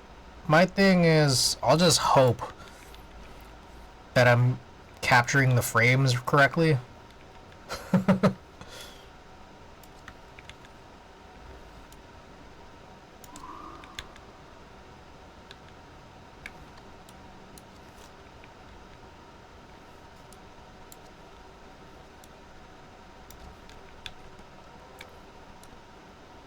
I'm confident it'll invert okay. It might not, but I'm confident.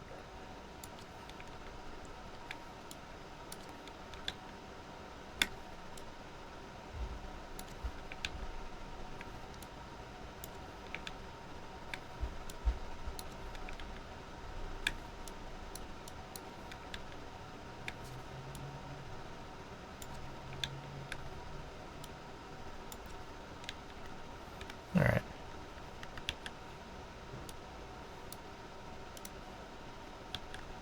Yee! Welcome! We just saw a picture of you, I don't know, half an hour ago or so.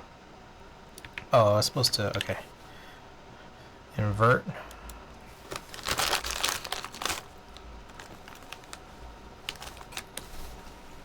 Huh?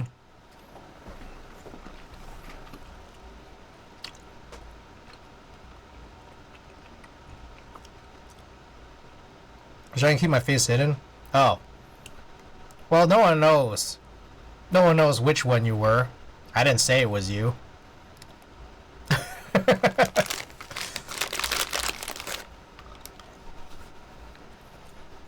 that's not too bad.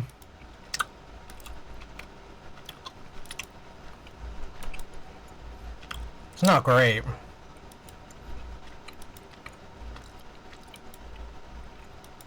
Gantz, welcome. Alright, yeah. These are pretty bad. There's fixes for some of these, but they're not great. Like, they'll probably turn out more like this.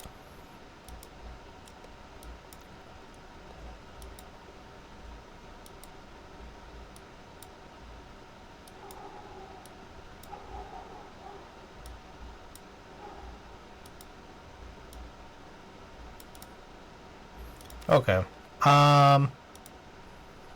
So let's see. Between these 4 rolls, let's see if I could grab... Do you develop your film yourself or only scan? Both. I do both.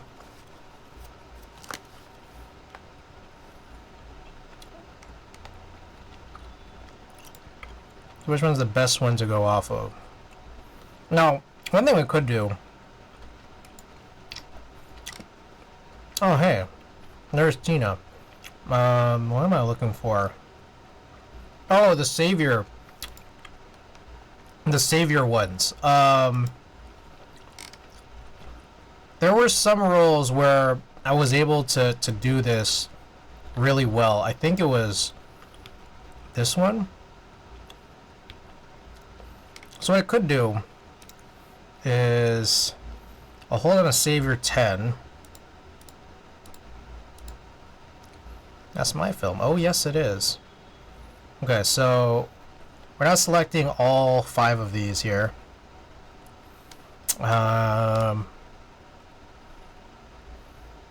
Then what I'll do from there is... Oh, okay, I know. So real quick, I will hit as shot 2x3. We'll cut that down just a little bit right there. Sync the crop. Don't forget a spacebar gasket on his film.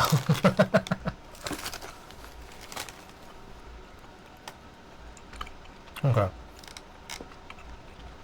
So that should be done. And then now, I think if I go to this guy, hit control, so everything new that I've just scanned is now selected. Along with this guy specifically right here. So I think then what I'll do is I'll hit left there, and then I hit sync. Oh, you guys can't see anything I'm doing, huh? So now that I'm on this one that has all of the fixes on the film, I will get rid of everything except for this option here called remove, which is like the healing. And now that I'm focused in on this, it's going to sync with everything else. But now this is going to take several minutes because there's a couple, like it's about 130 photos or so, I think. So, pretty much at this point, we just stall, eat candy. You guys tell me about keyboard news. Y'all got anything?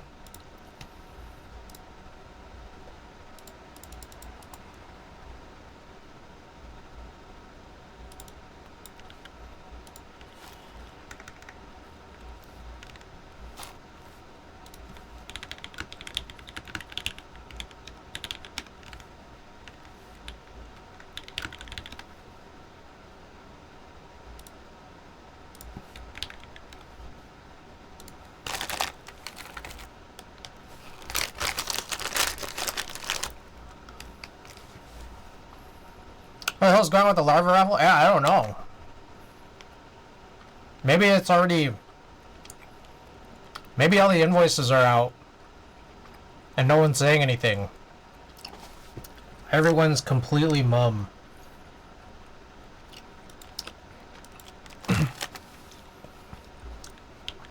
Anyways, you guys been watching VTuber Legend? I'm watching the show on Crunchyroll, VTuber Legend. I'm so scared to hit Google Images right now. I think it'll be fine. Ah, yes. It's supposed to be Bion's Redemption 2. Heard Novel Keys bought the inventory of space cables so they could fund some sets to deliver. Interesting. Yeah, I'd heard that there was something going on. I didn't know it was exactly that. That's cool.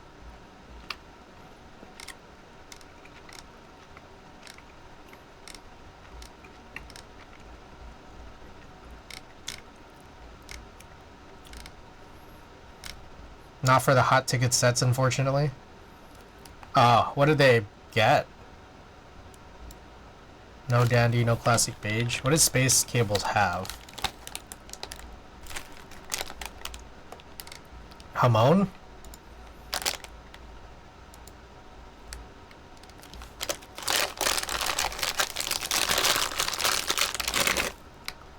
Oh, this is done? No. We're still halfway-ish. They bought in-stock stuff to fund Terminal and Nightshade.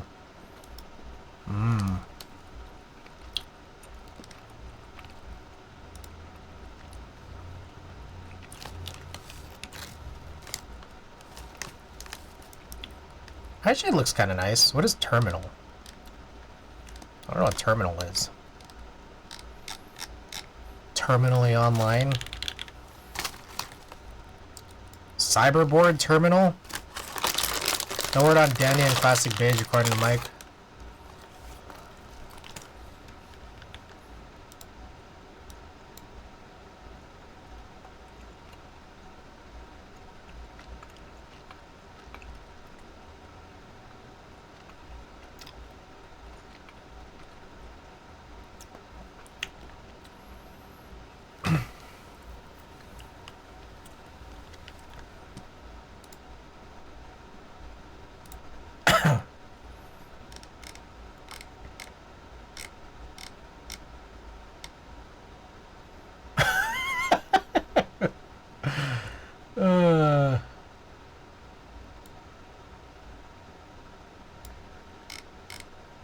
Man, I don't want to open up Twitter right now.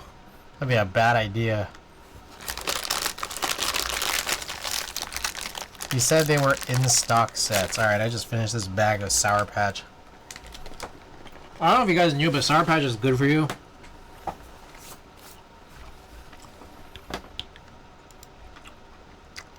Alright, to be fair, when I came back from Legree, I did have a protein shake. And also a giant bowl of vegetables. I feel like I earned the Sour Patch. I'll be very happy if it's Indigo or Purple Night. I should make GMK Sour Patch.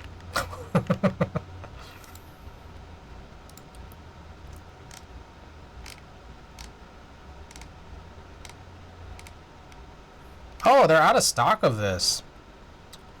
I realized I think someone asked me for pictures of mine. We're interested in buying mine. I hardly used it. Oh, this is terminal. Man.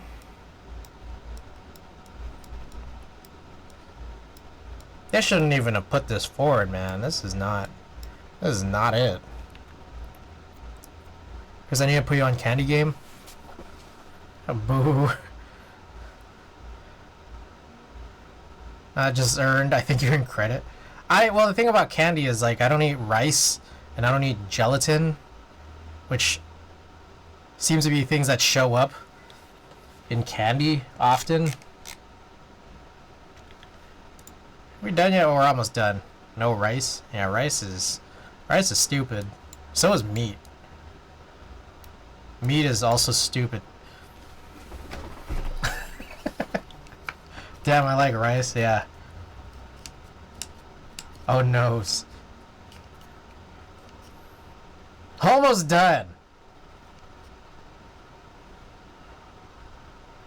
Alright. Let's see how we did here. Let's look at just M. Oh, look at that. You see that? Look at that. Look at all that. Look at all that got healed.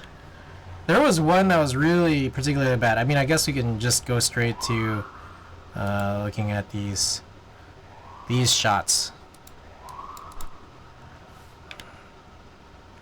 Alright, so this one is a tough one because there's just no definition in her arms. But, like, we'll go through and then just kind of pretty immediately be able to figure out which ones we like. Coffee? I don't drink coffee. Alright, so what number do I want to hit? Let's see. So typically what I do, my process is not very refined. What I'll typically do is, I guess we did green for a lot of these ones that I passed through, which I think is 8? Yeah. So maybe I'll hit 7. Or I could hit... Yeah, I'm gonna hit 7, and then we'll promote to 8.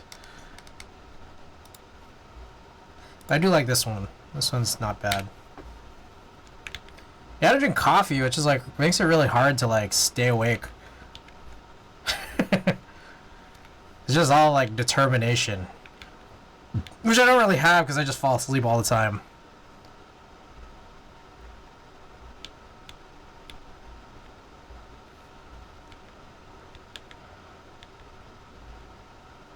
These are not very good.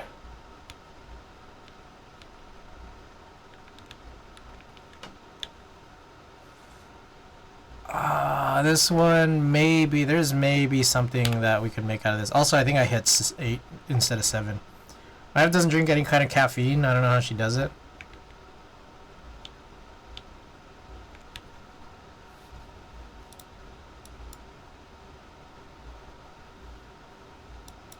Oh, okay, there you go.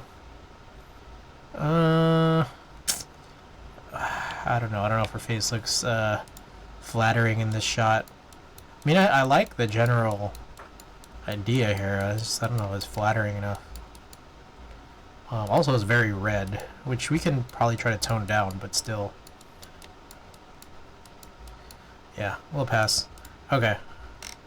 Alright, so this one right here is... What was this? Oh, this was the Pro 100. That's kind of nice.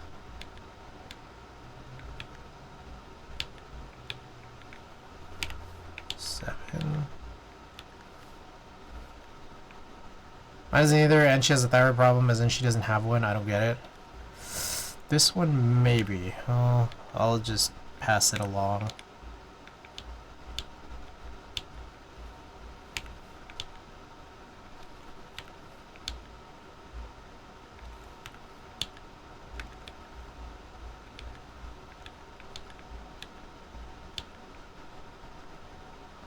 Underexposed. And passing on these.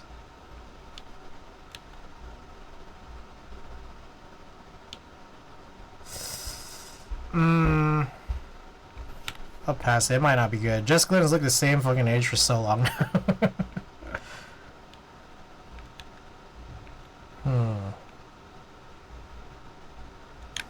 Out of focus. I think I got her hand in focus. And the mic. So probably no.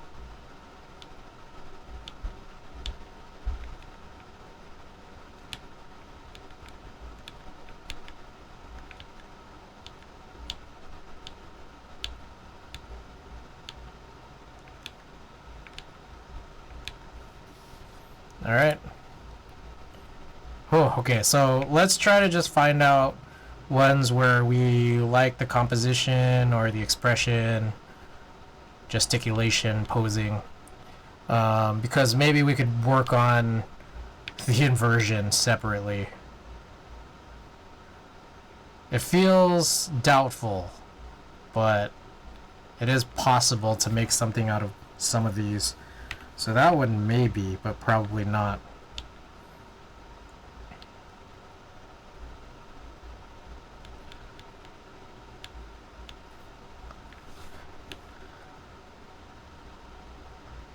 As I compile something on a specific Golang version and as annoying as fuck, thanks, like and subscribe. Kajita, welcome back.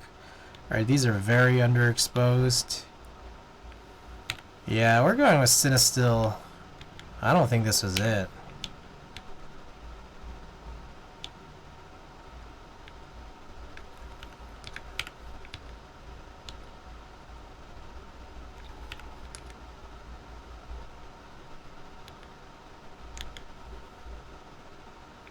Probably not that.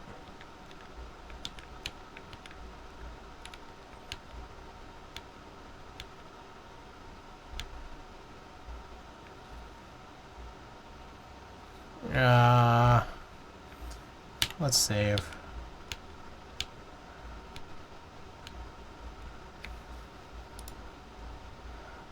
Okay, part of me is wondering, does she look like this, or is this mid-blink? I think that's mid-blink.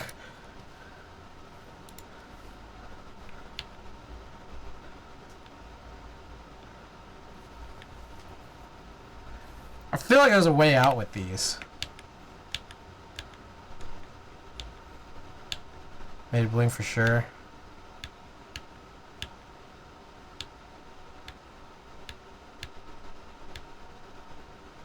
Okay, maybe this might be something.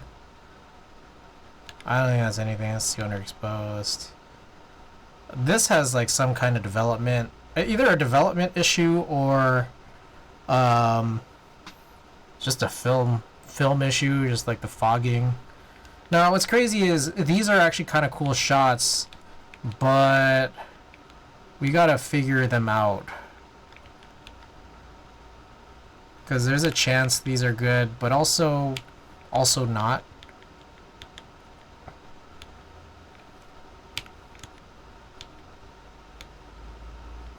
Okay, so I think I marked all my yellows. But also I think I accidentally marked one as green. Where would it be? Oh, a few of them are marked as green. Which, honestly, I might keep them here. Okay, let's go back to yellow. And let's find the patch here where I have all of the Jess Glynne shots.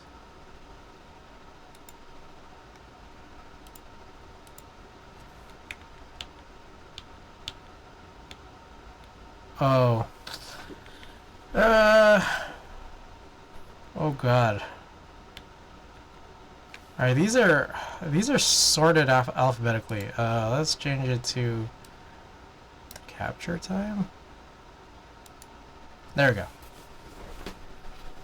In case you guys want to see closer looks at these. So I have selected here about 24 film photos. We're definitely going to trim this down.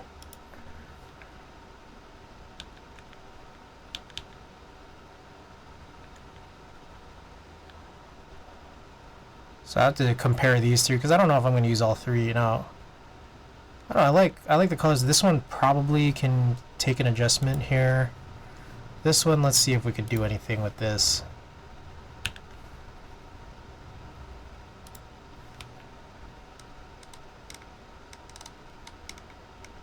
I wonder if I could take all 24.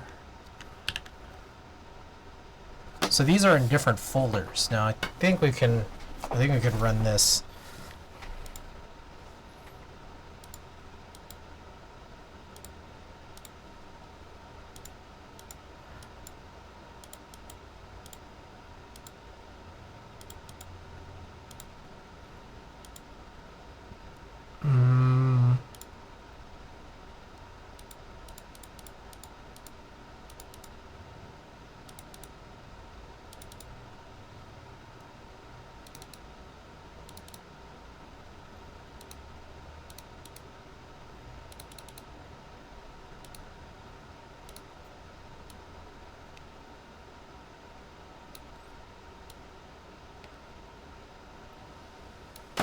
It's pretty crazy here what's happened to the data.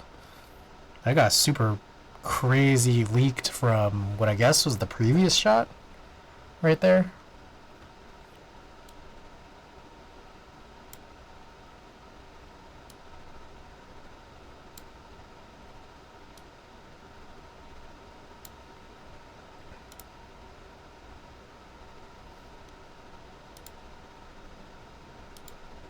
Or I could just send all of this stuff and then just make them decide. Yeah, that's like another option. Kind of the same, well, I don't know.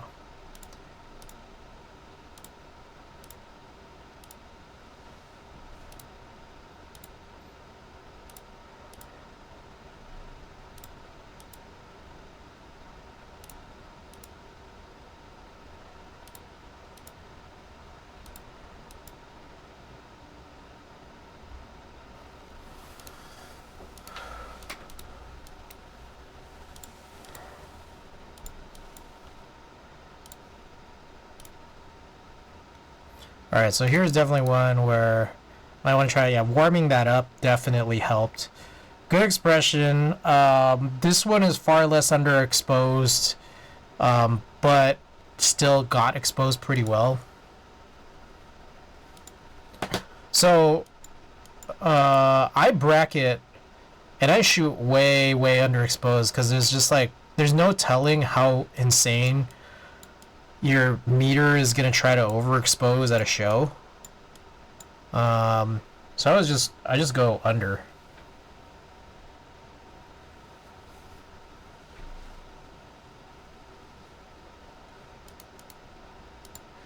Fortunately, it's not always the best or greatest strategy.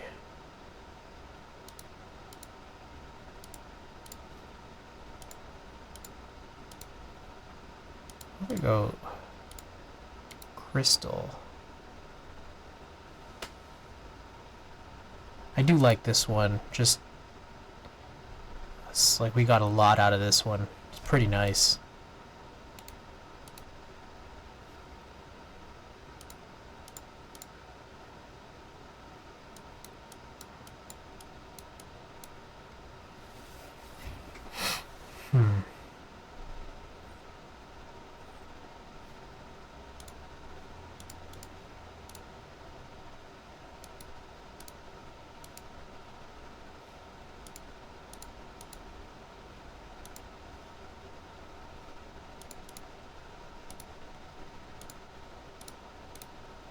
Alright, I'm gonna leave it at this.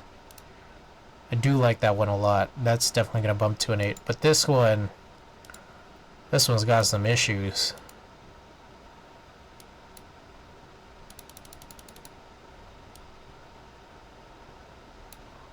Yeah, this one's a big time no. Alright, so we're gonna pause there, and just right away I'm gonna move this one up to an 8 and this one down to a 6. I can't wait to handle all these super nonsense messed up ones. Sith Lord Jess Glynne.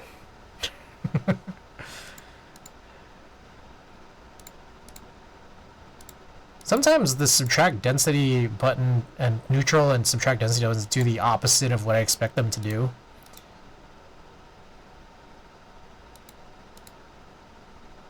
Also, this kind of looks like it's doing nothing right now. Oh, Jesus. Alright, is everything slowing down like crazy? Okay, there we go.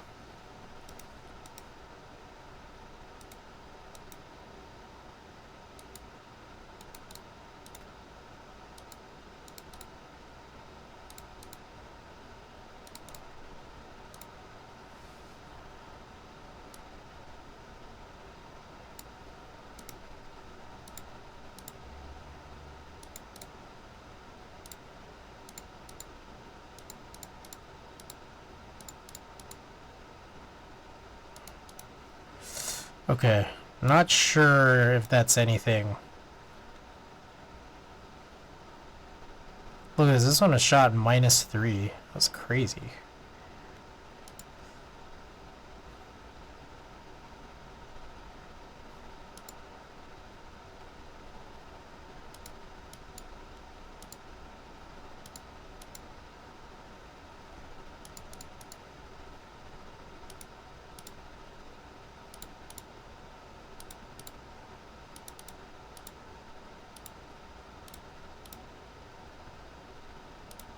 Ooh. Oh.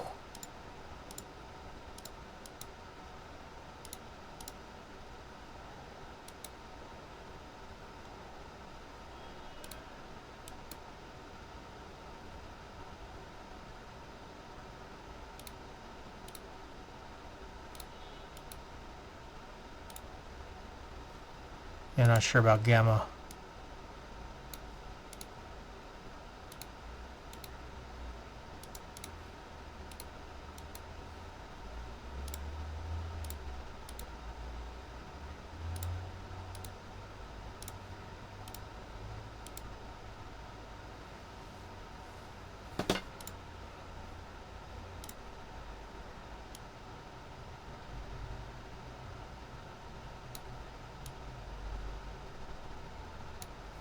Okay. Let's try some of these other... Whoa.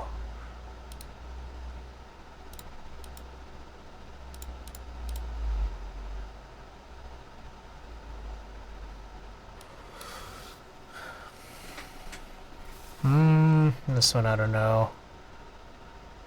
Skeptical on that. Ooh. This one's nice.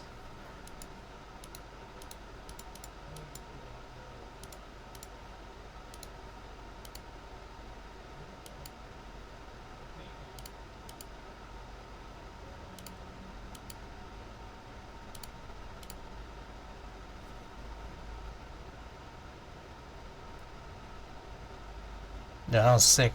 That crystal HSL setting.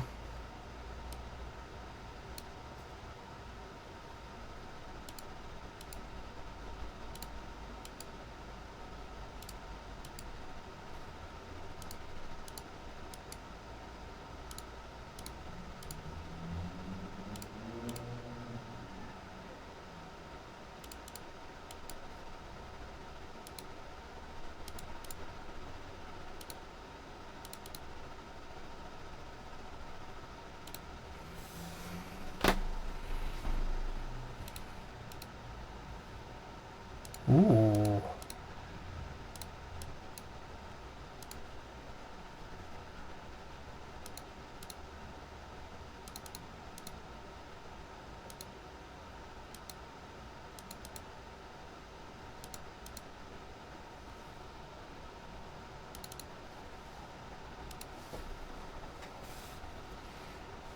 Mm.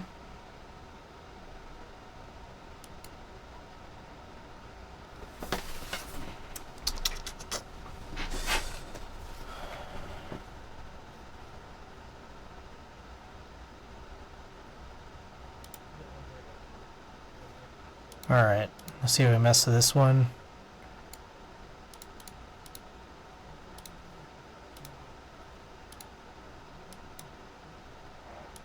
Nah, not that. Crystal. This is a little weird because I think she might be out of focus. This was... So, the situation is, this is a really nice lens. This is the 105 f1.4 portrait lens that I bought. And it's an F-mount E lens. And kind of a weird, crazy thing about this lens, well, about the Nikon system is that, like, you could run a lot of these F-mount lenses just across their whole library of bodies. A lot of people might not like the F-mount, though, just because it's a little dated. I know Lamp shits on it a lot. But, this one definitely has a weird quirk. These like, E lenses. What is the E? I always forget. Nikon E lens. Electronic diaphragm. Is that what it is? No.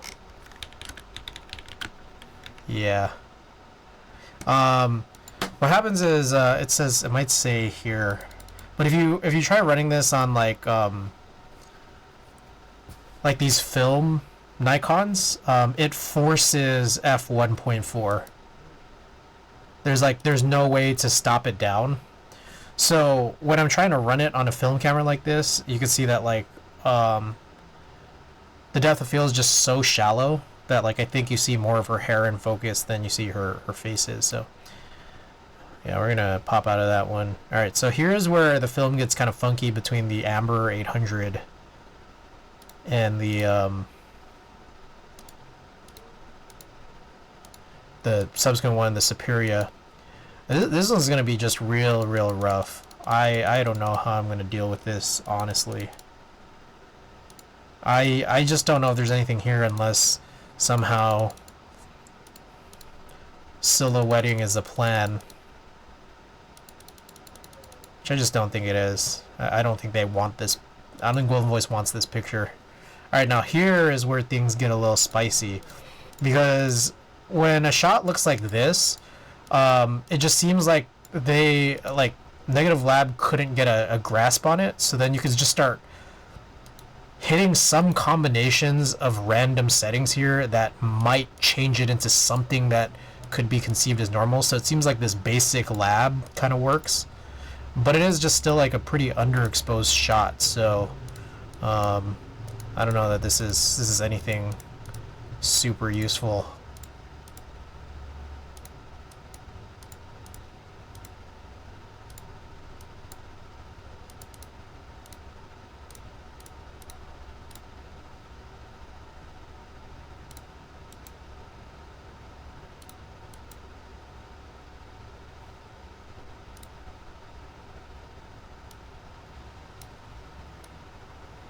A little bit of a bummer.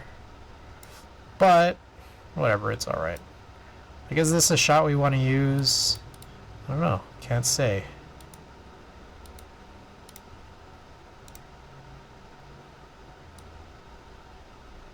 Oh, that's crazy. Yeah, there's something weirdly flipped about like when they did the curve inversion, because now as I'm trying to cool it down, it gets warmer.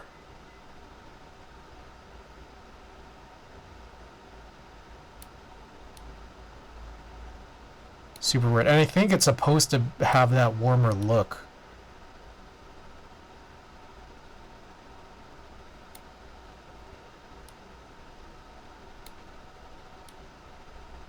I think. I don't know.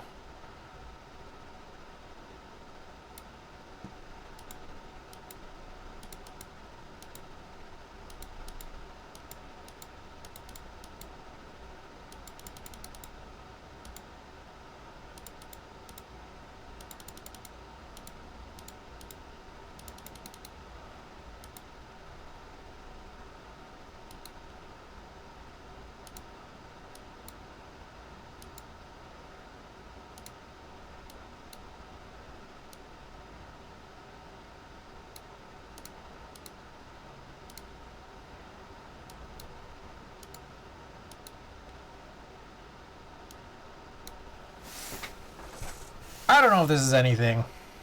It's just fun to play and experiment and figure out what the hell is going on.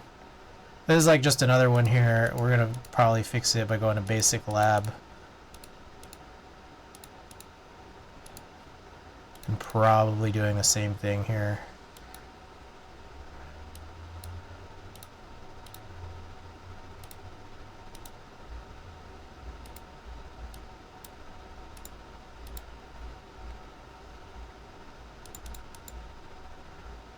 Oh, we're going way faster than you. No, it's... I would have in the past too, but then, like, I don't know. I just somehow got used to, like... Or when I figured out, like, the inversion will just kind of bork, but can be fixable. That's when, like, my film editing kind of changed.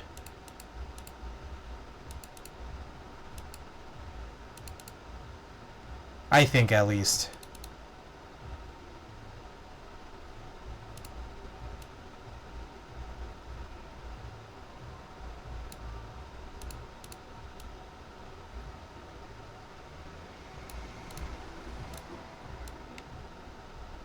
I'm kind of like locked in right now.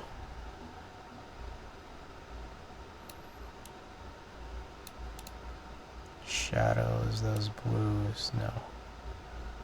We gotta pull it, because you'll see, like, it's crazy. You'll see it kind of like flare out at the edges.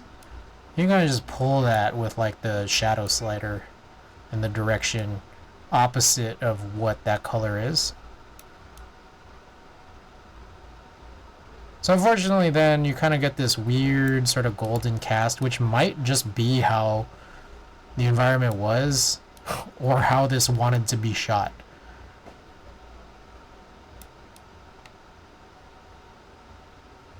That's doing nothing.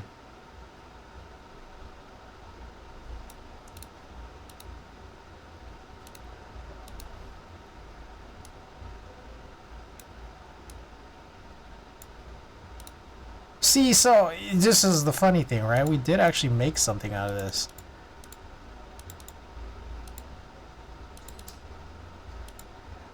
Like, it kind of worked, you know?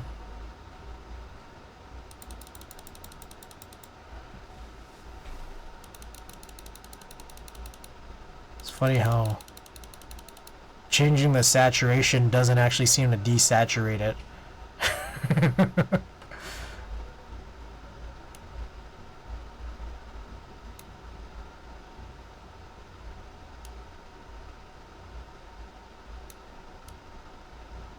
How are we on the challenge right now? What percentage are we at? I don't even know. Alright, here's just like another one here. Watch this. Basic lab, does that fix it? Nope. Neither of these really did. Now that said, I don't know if I want this anyways. She kind of... I don't know, the shadow on her chin looks a little funny. We'll just skip that one. But we'll take a look at these other ones because I think we can... Yeah, this is like still fixable here. Warm it up. Warm it up. There we go. There we go. See, this is like just like that. Usable. No idea it disappears after you donate? Oh. I did not know that. Alright, that black clip got set up there, and like it's kind of like, you look at that, it's just like, damn, this guy, it's gravy, you know?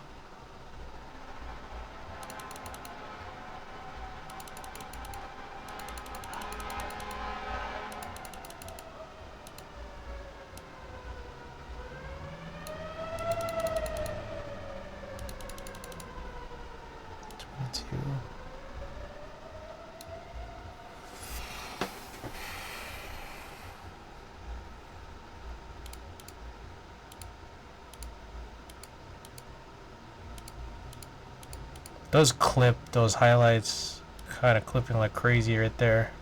But it's kind of like also what are the other options? Oh. Oh. Darkroom paper took this in a crazy direction here.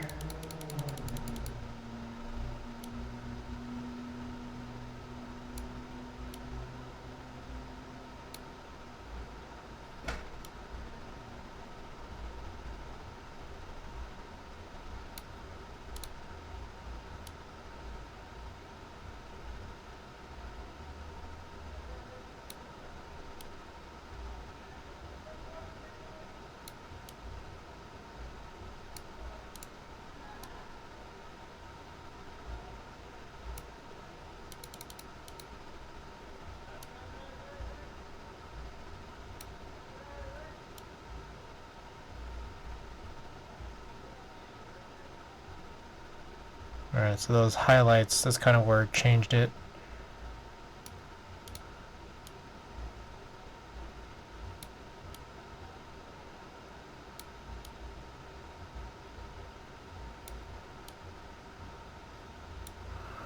Okay. Here's another funny one. We can make it work. Believe. Believe to achieve.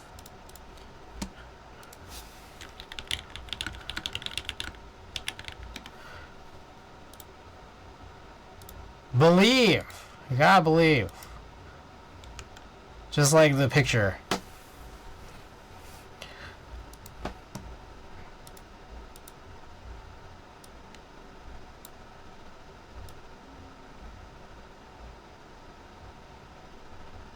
That said, I don't know if this one's necessarily better than the last one.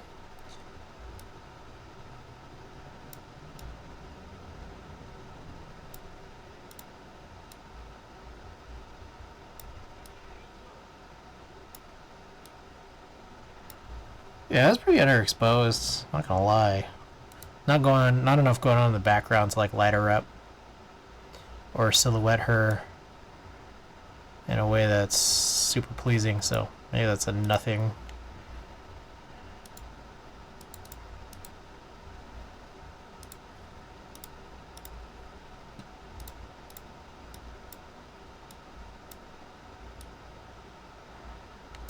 Honestly, kind of the same here.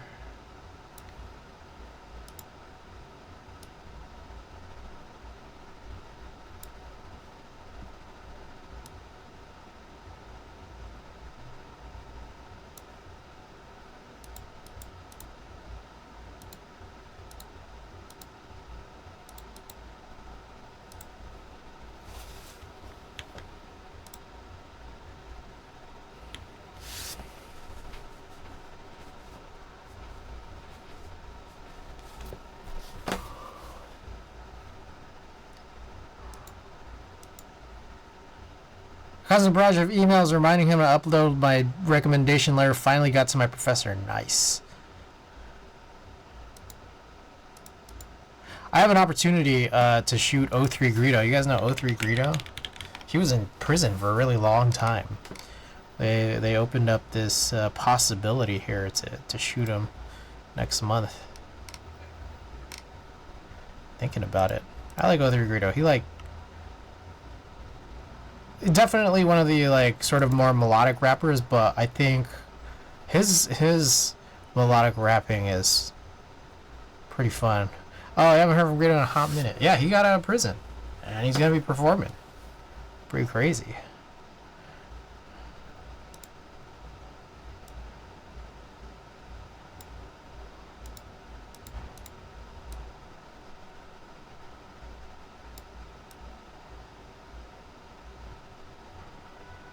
Oh, that looks kind of nice, actually. Let me pull those blues down. Or pull the blues up.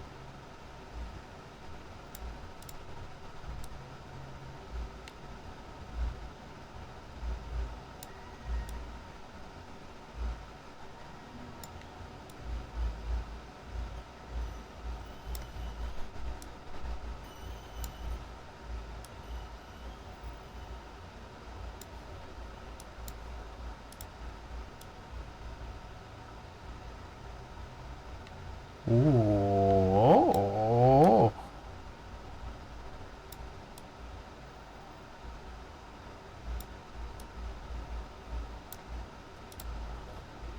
Oh, okay, here we go. See, I told you guys we could do this.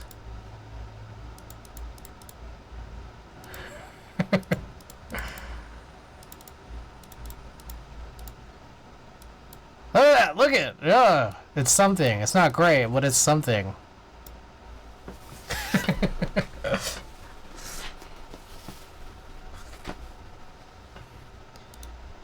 This is the superior.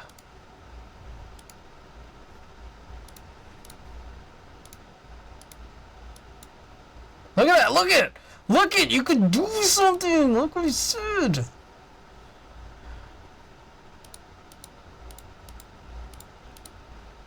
Isn't that amazing? Oh my god, look at that.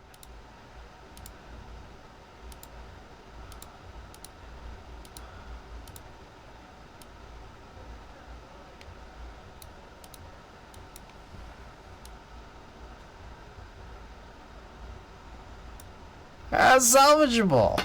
I don't know if I use this, but it's working. It's really all you could ask for. I just wish there were better shots. I wish I took better shots on this roll. That's my only issue. That the shots could have been better.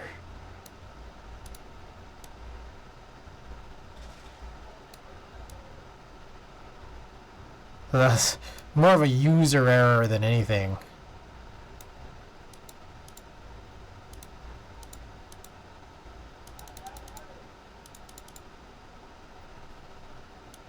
Yeah, I mean, so I don't know if you guys know, but or I don't know if I didn't show it at all. Actually, I realized, but I have a bunch of digital coverage where this stuff is much better in definition, especially a shot like this is really far away. But whatever, it's chill. So like, this is I'm not gonna use this. I mean, like I have better digital shots of this angle right here, but this one, maybe there's something here.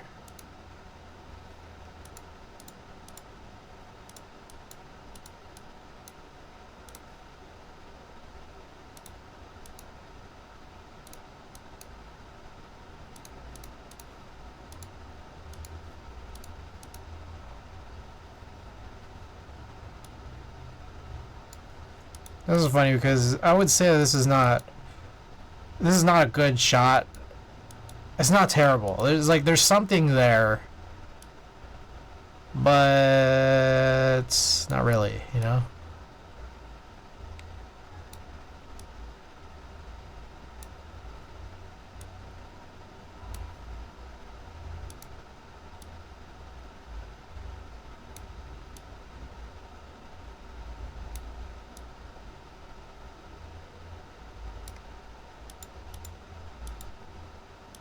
Also, pretty crazy, like, fogging situation on that film. Whoa, that got real crazy.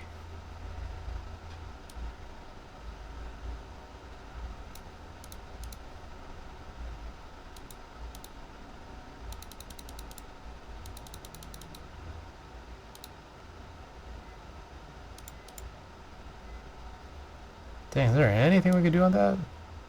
Not really.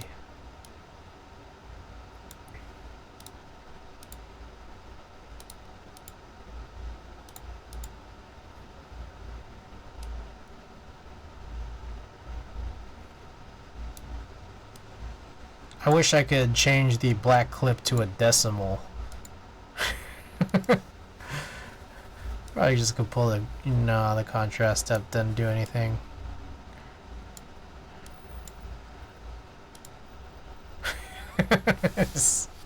That's a nothing.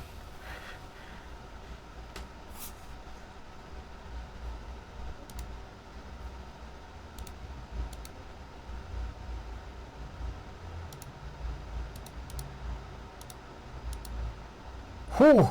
Whoa! That's lit.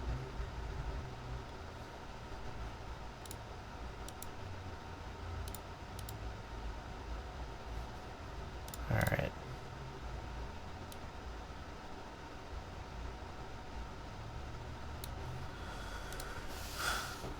Telling you, Saver, we do something. Telling you. I'm just gonna go back and like look through that Superior roll all over again. Look at this craziness. Look at this, we could do this shit. I should probably open this up and develop.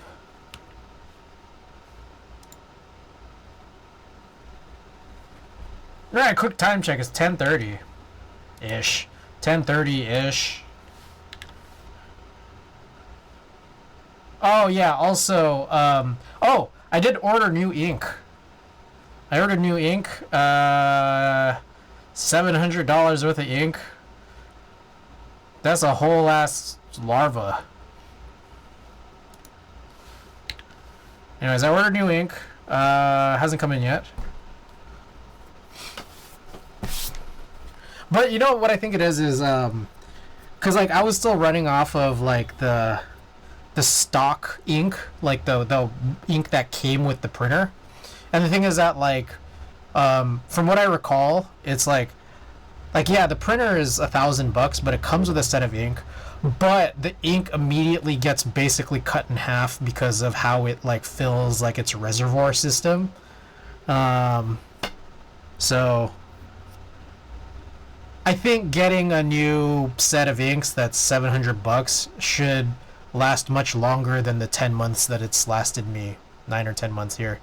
So hopefully that lasts much longer.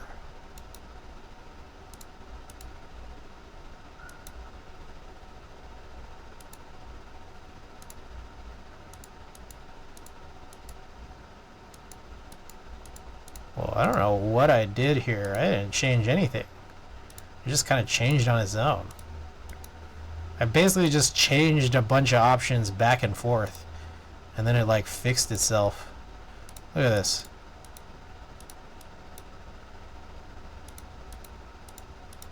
Look at this. Doesn't make any sense.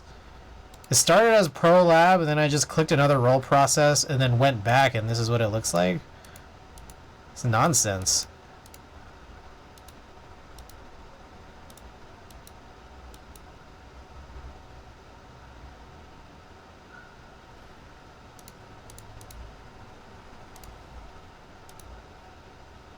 Look at this.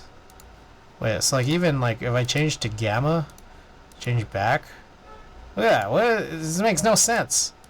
Sometimes I feel like this bugs out pretty good.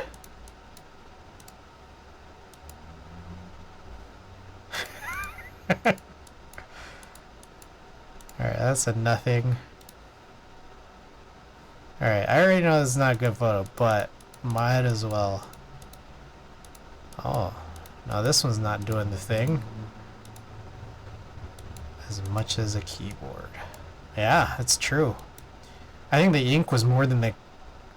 I think it was just about the same as the K-Mac Mini I bought. Kimmy! Welcome back. Oh, okay, so this one... Yeah, whatever. 5 streams! Thank you for the 5 stream streak. I don't know if the printer overloads will ever relinquish control over their empire of ink. No.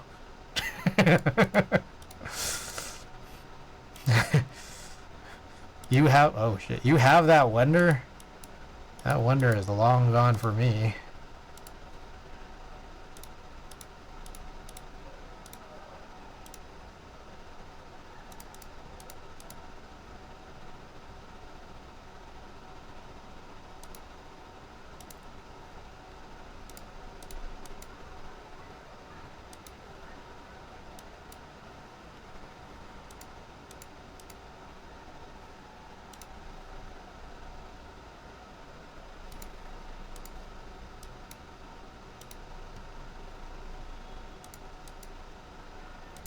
Alright, that's not anything.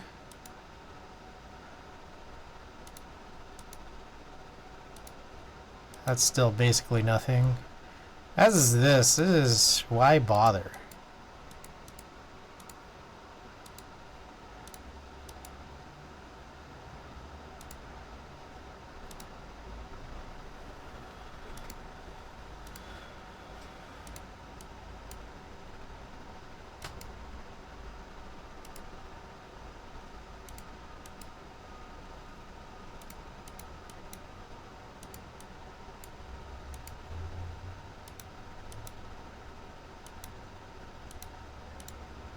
Alright, this one's just not doing anything anymore.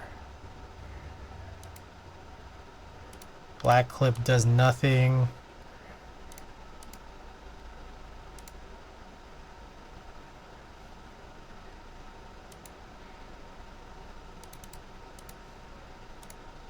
Oh, what the hell? I just gave up.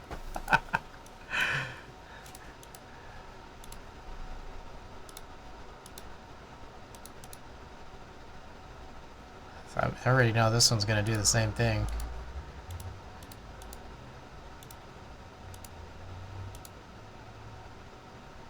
Alright, that's what we already did from earlier. That's what I already did from earlier. Okay. Alright, well... Let's just go... I guess we'll go back and color again. We're at yellow. Honestly...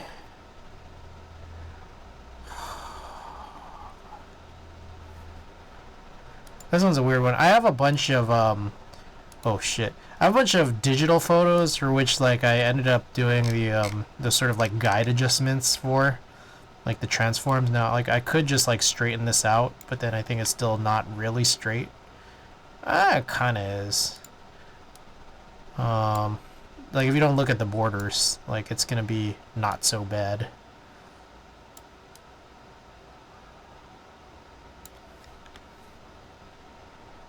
But at the same time, the photo looks like this. Same, I don't know, that's... Okay, just real quick, if y'all want to see, I do have the, where is it? These were the selects I'd sent last night digitally, so we'll just see if any match. They're all kind of like the same. But I do think that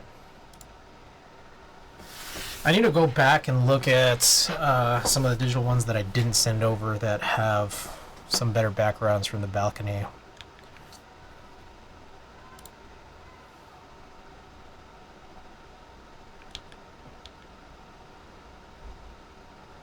Yeah, I don't know if the superior ones are any that I'd want to send. I mean, there's a chance.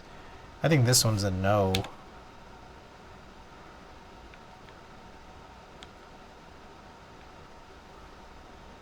This one's also probably a no.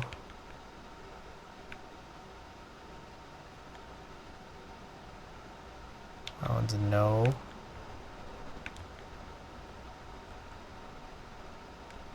Also a no.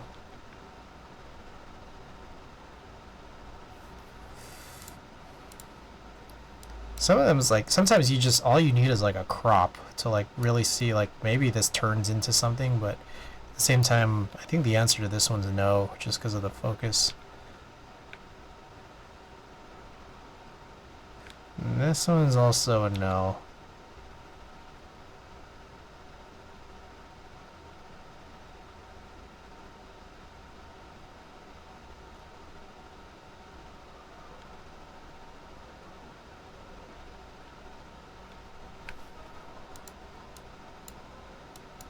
Also no.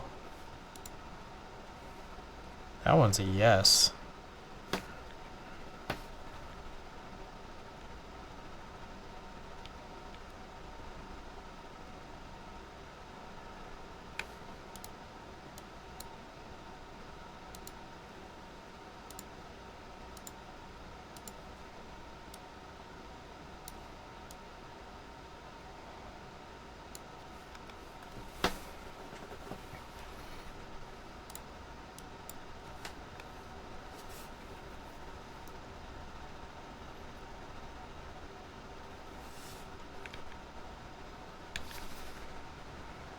Yeah, let's move that one up.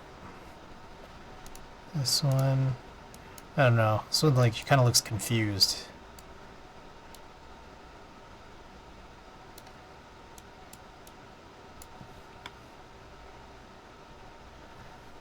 I'll keep that there. This one I think could have been good, but I think positioning with where the guitar is, that makes it tough. Could 4x5 this. We're losing a lot.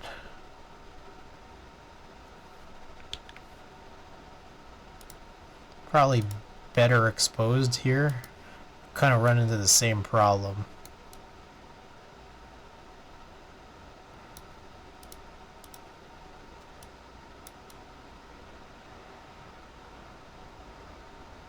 But less blur, which is good.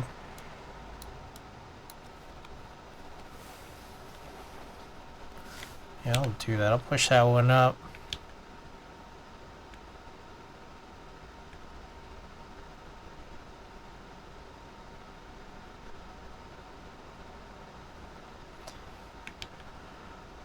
Alright.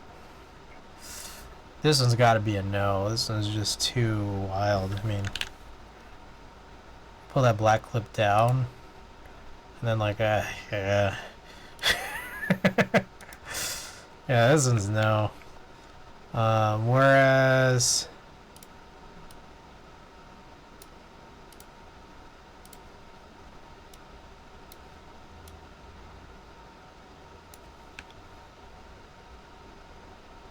yeah, that's probably a no also. Yeah, it's too hard to see her.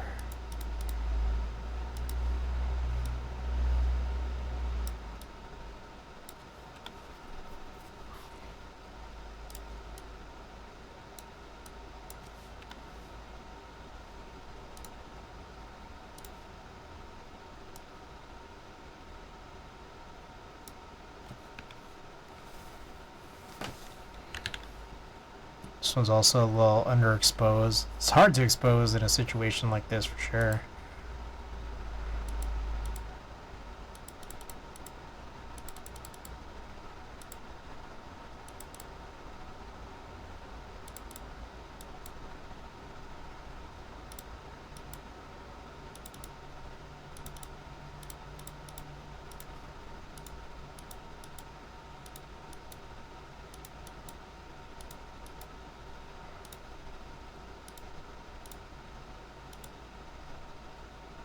Yeah, this is also just, I don't know, I'm just like looking and thinking about it. It's like, this is not that good of a shot.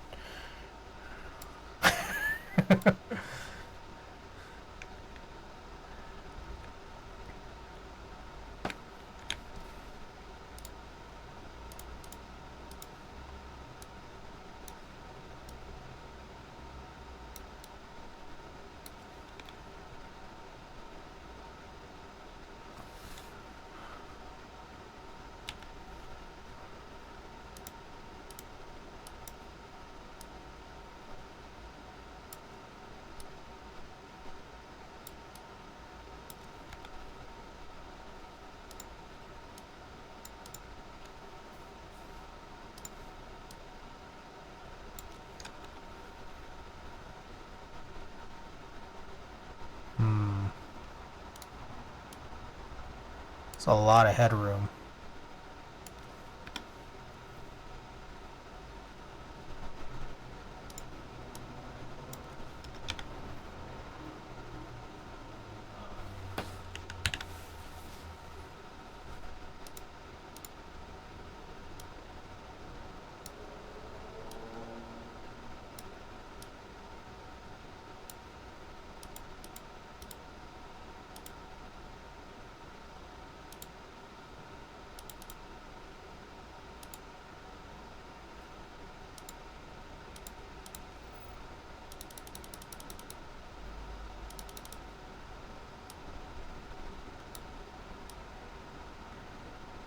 I feel like there's something here with this one.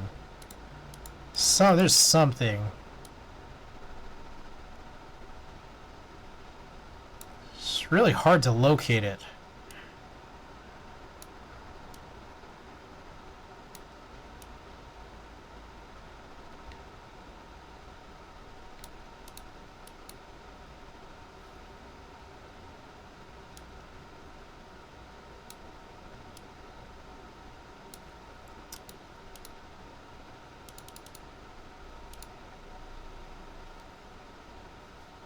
Maybe it's something like this.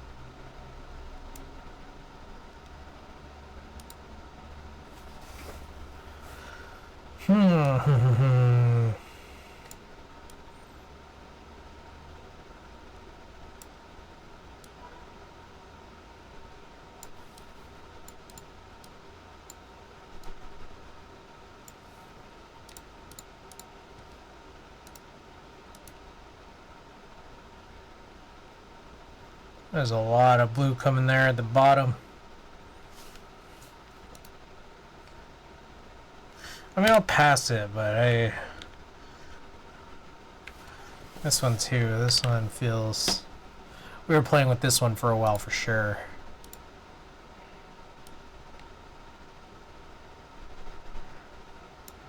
Just color-wise, it gets really funky.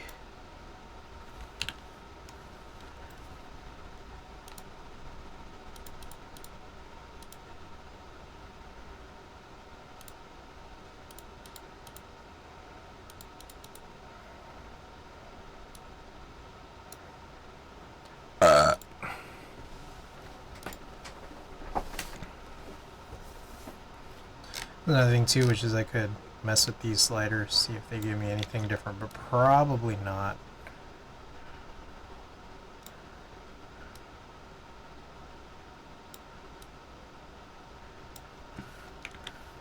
Like some of these are like kind of want to edit the positives.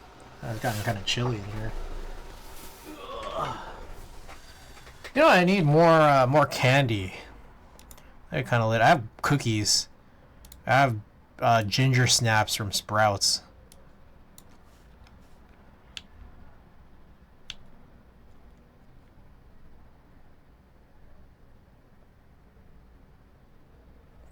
I'll pass that.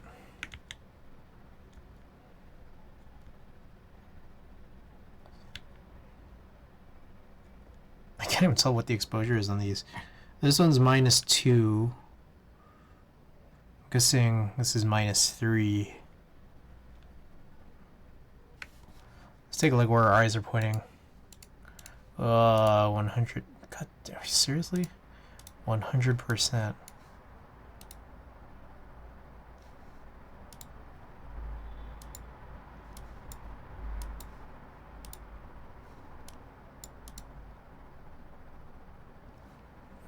I'll pass this one and then leave the other one. Okay, let's take a look at our... I think I need to look at these reds again to look for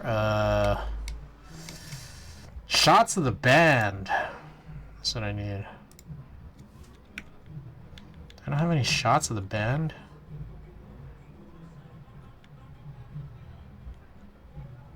I guess this one. It's not the greatest, but I might just have to pass it just because it's shots of the band.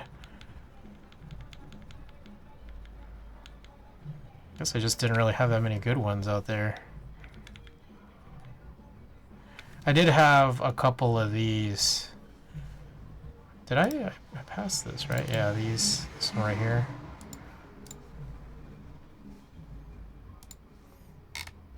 Alright.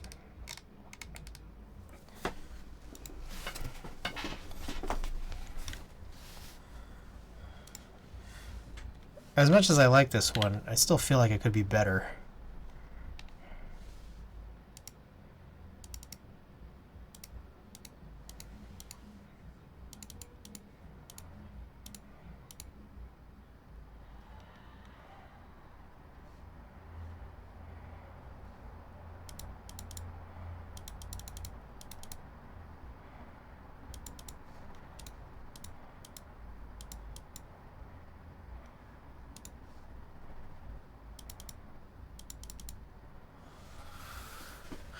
There's a way forward with this one.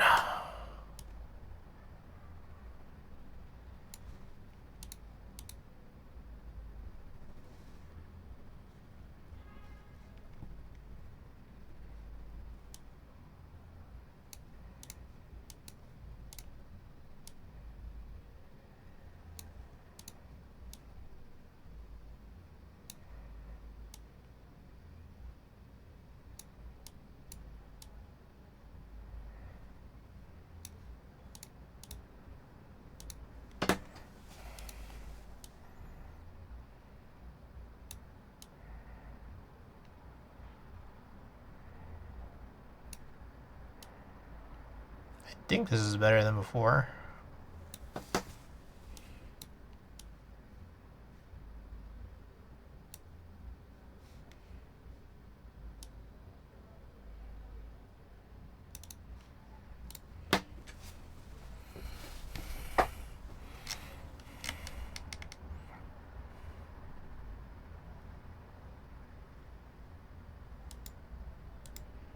Yeah.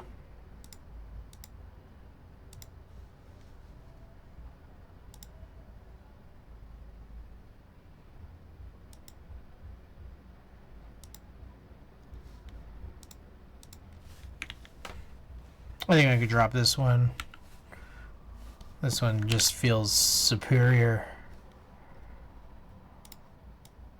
I feel like I gotta post more to Instagram, huh? You guys ever think that I should post more? I feel like I don't post enough, huh? I just kind of fell off.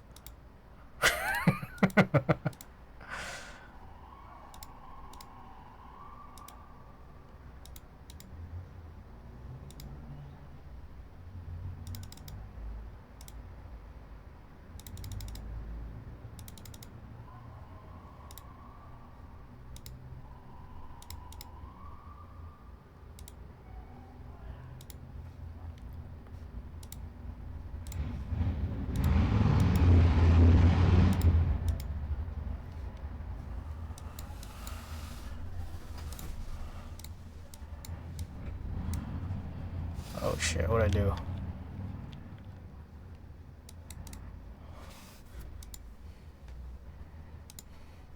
God damn, I really like this one. One of my faves here. I can't really... I want to... Shit, this is hard because I want to get her shoes in it. Her shoes are lit.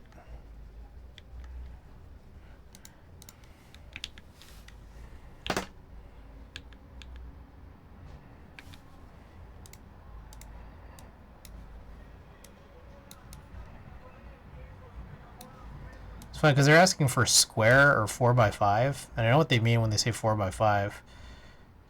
They want a like portrait 4x5, but some parts of me wants to cheat. Just give them a wide 4x5.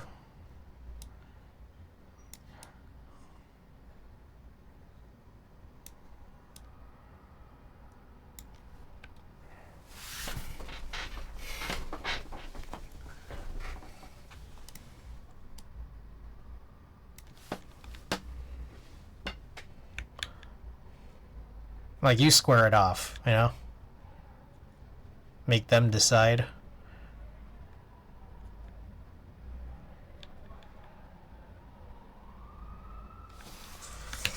This one too, I feel like there's something here that's good.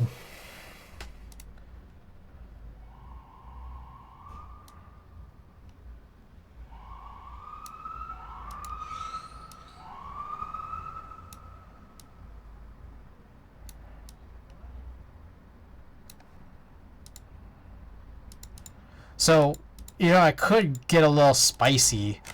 I don't know how much I've shown it on stream before, but it is possible to get real spicy and start messing with the actual tone curve here. Like, if I really want to get hairy. The thing is that every time I open up the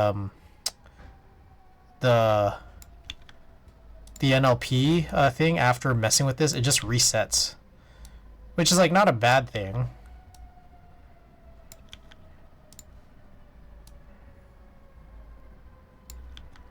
I just like, again, I feel like there's a way here to make some look a little more interesting. Because what I see right here is just so warm.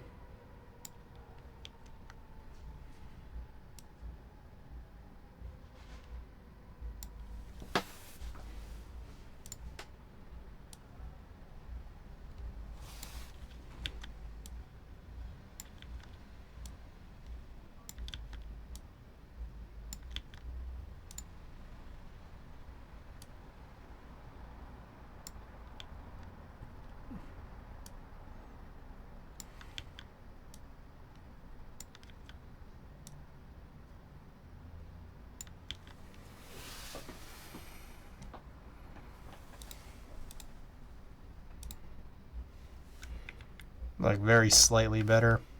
Okay, I might bail on this all soon. Because I was kind of messing with this for a while.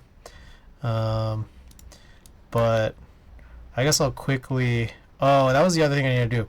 Sometimes, so the spots that get healed, sometimes will get healed, oh shit, badly.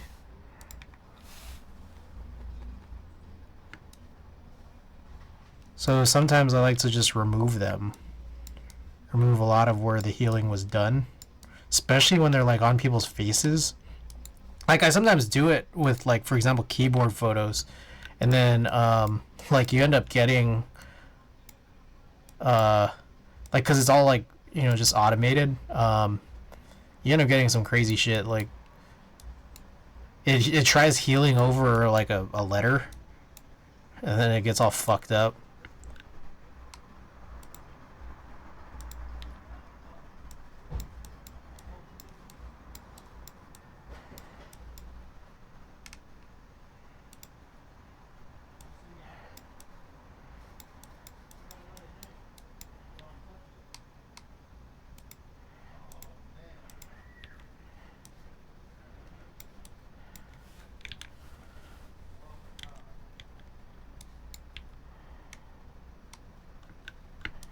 Alright, so there's one on her face.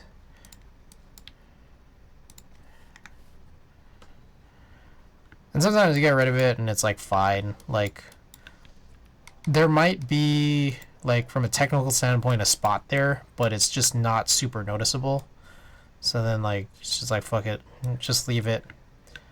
I'd rather leave it with like a dust spot over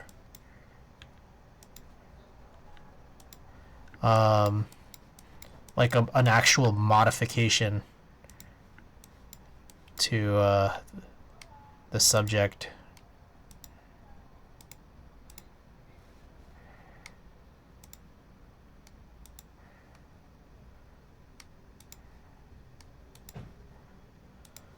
So, Savior, this is a situation where it's like, I gotta do this for 10 of your rolls. I think I've done it with like 4-ish. So I still have a ways to go. But you, Savior, you said you needed them the end of November? Or, sorry, end of October?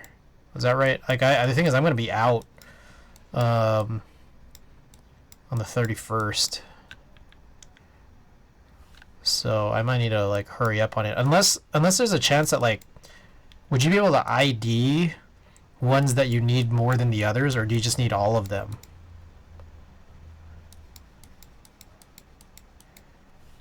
It's fine if you need all of them, but it just that was a really stretch.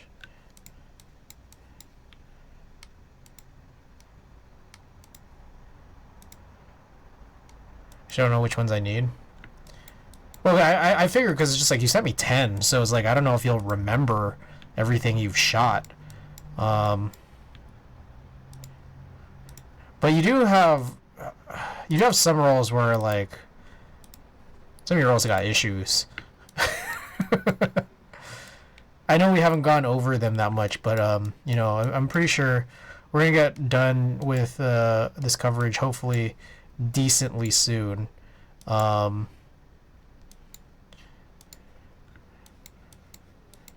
I'll be able to like show you some. This one's really good.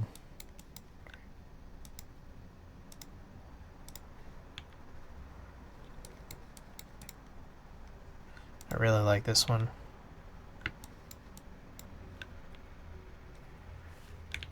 Israel's a long over a period of time, yeah. So yeah, this is a funny one because I'm just like, I don't know that this is a great picture, but I'm getting to that point where I'm just like, fuck it, I'll just send it to them. They'll decide if it's a good picture. You know what I mean?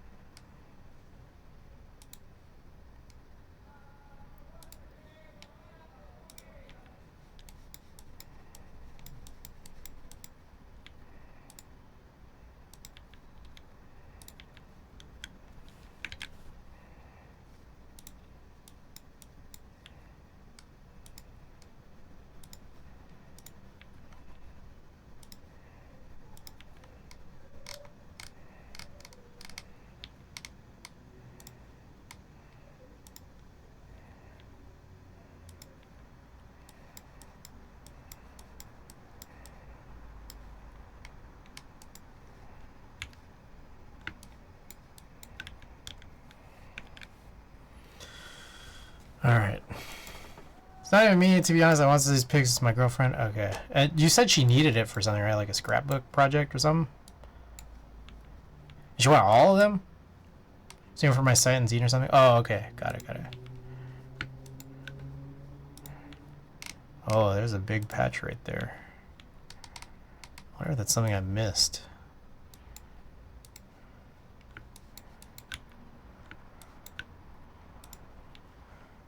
Ever been on giving you an outside perspective? Okay.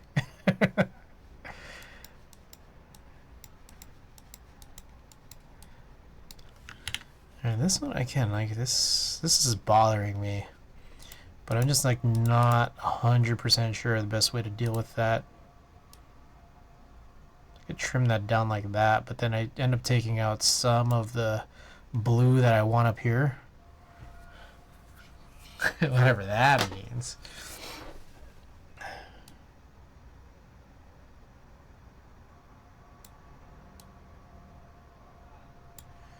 So this is, yeah. I mean, this is like a little spicy here. So I think here's in a situation where, like, given what's going on over there, we can start messing with this stuff. There we go. No. Actually, no. Not. There we go.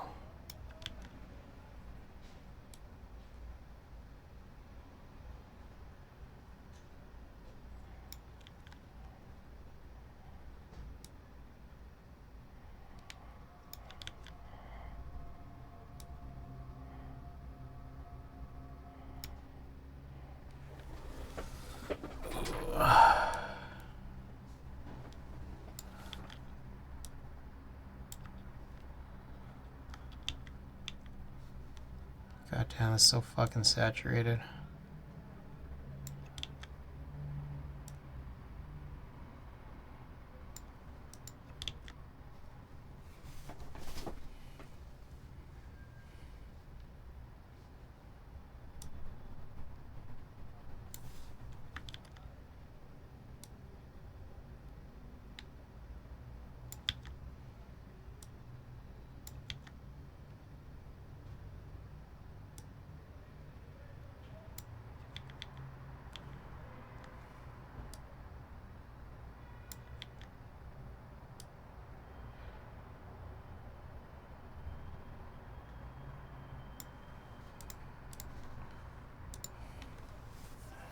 Still some blue there. I got bothered by that, you know?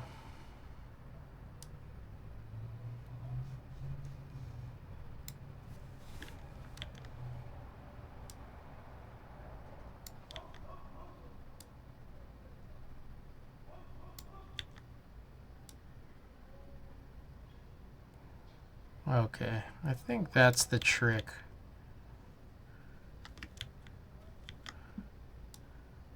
Is to just move that down towards the left.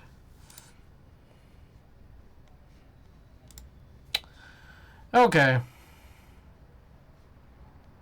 Dang, did I really just cut it down to like 6 film photos? Is that really it?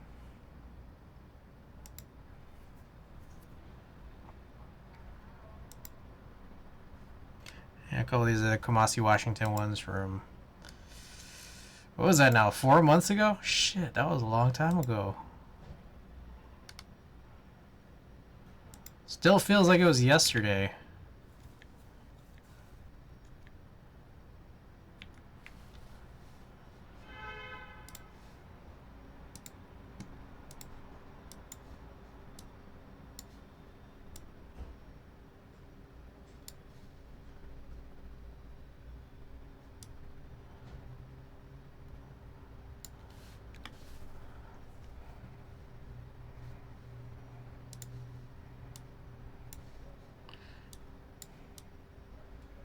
You know, what if I just give them 4x5s like this?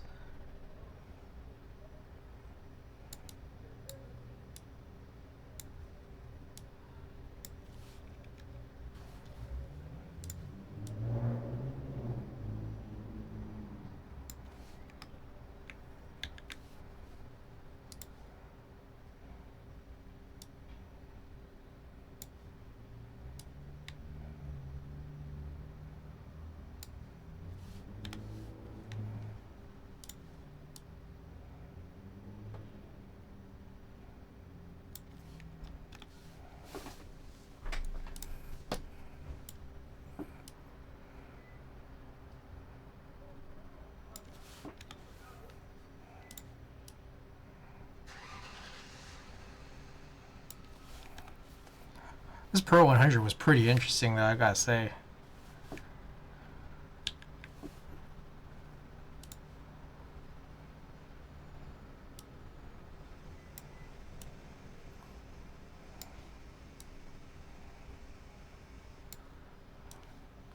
Fuck it, 4x5. There we go.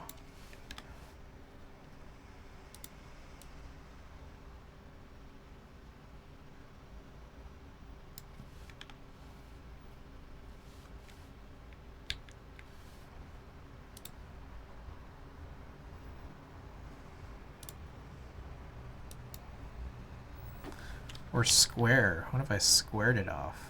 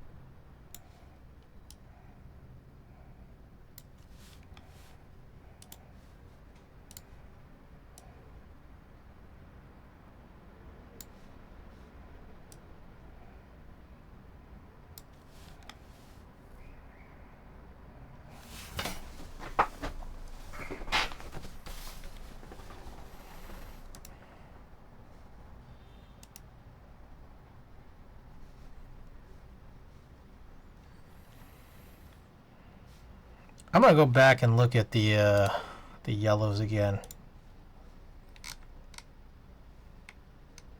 Just real quick.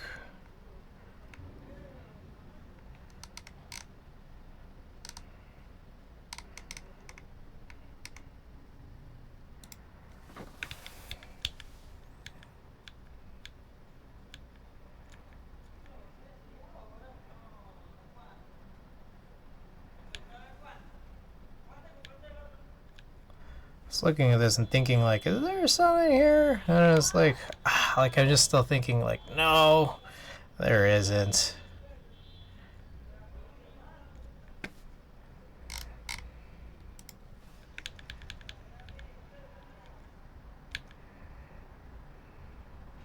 This one I didn't send. Send that to 8. There's a crowd shot. We had a couple of these already.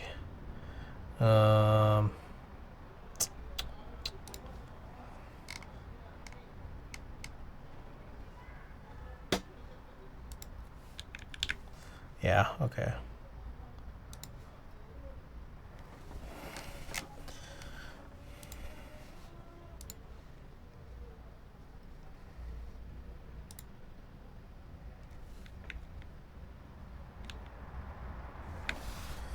Alright, let's try to... I'm going to sync, check all, move the crop, and the remove, and the exposure.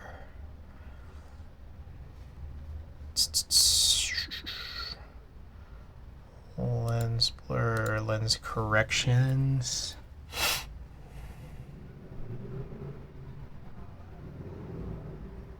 Anything else? No, it's fine. Antixius, welcome.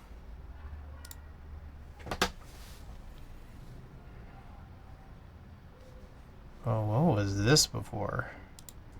That's shot. Okay.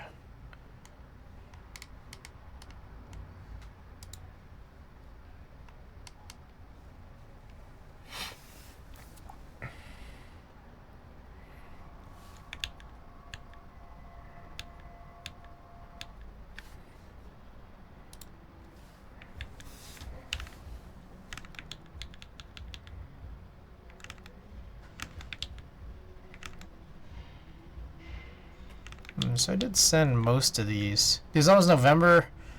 Oh, yeah. It's pretty wild. How did that happen, right? Oh. Did I have 2 of these? Oh, I did. Okay, that's why. I sent this one back.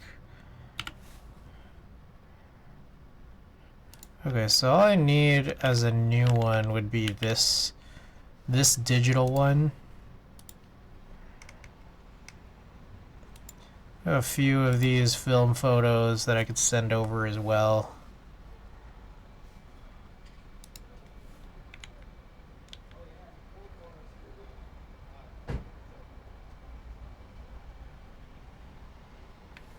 Honestly, there's a part of me that's just like, I'm just gonna send these very large and kind of as 2x3. You know, maybe I might find it interesting, you know?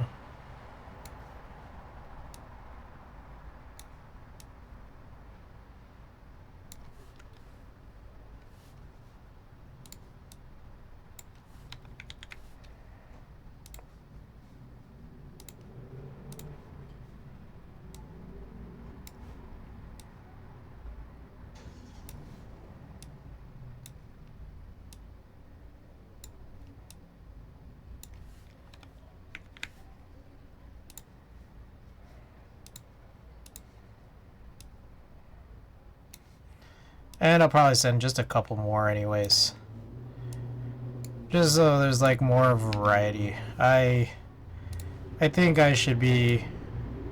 I'm like trying to be more stingy, but maybe I shouldn't be.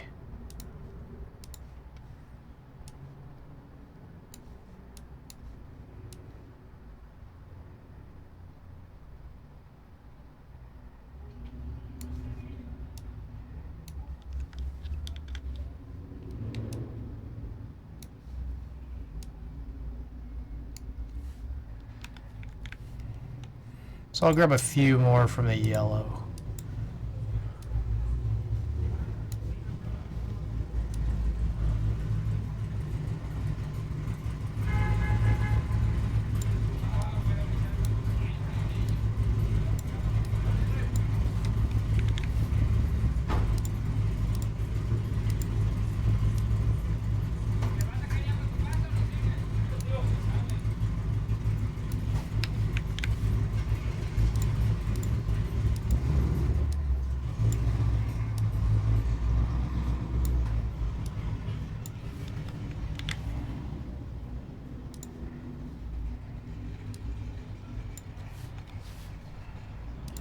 Alright. I'll go back to yellow real quick. Just grab a couple more. Let's scoot some of these up.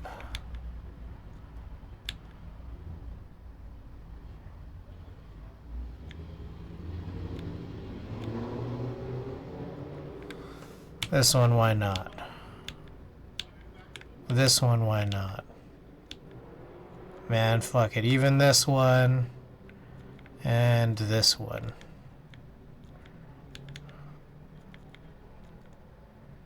I'm even thinking that one too.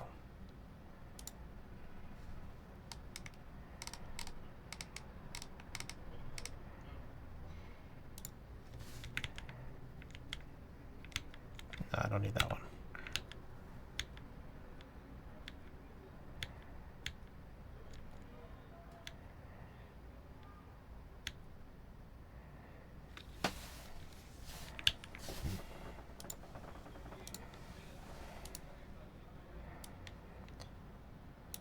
This one's funny because I kind of want to send this cropped, but at the same time, it's just, this one's a funny one because it's so crooked. Also, the crazy is almost Friday, or shit, it's already Friday for some of you guys, huh?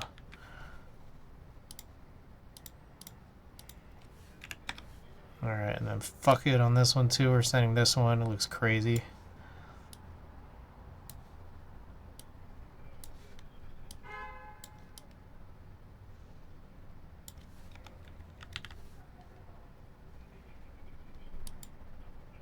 There's gotta be a better way than that. Like, from it to go to that, from that to that, it's just so crazy. Ooh, wait. Oh, wait.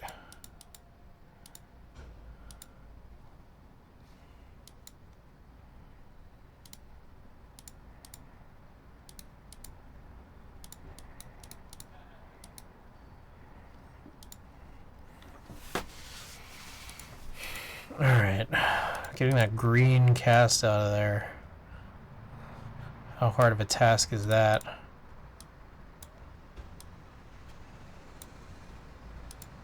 Okay. We got somewhere with this.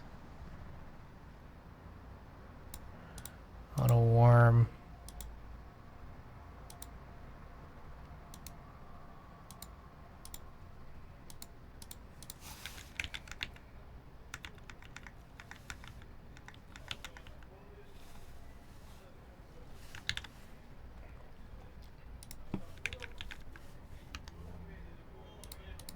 That's weird.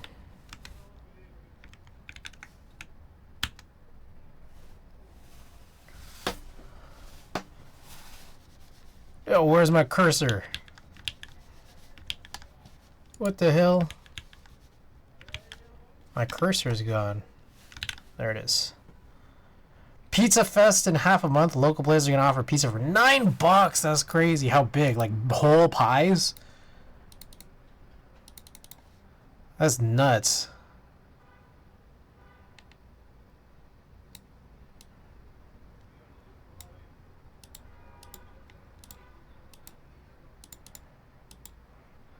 It's just been medium to large, maybe. That's pretty crazy, though. Alright, this has just stopped working.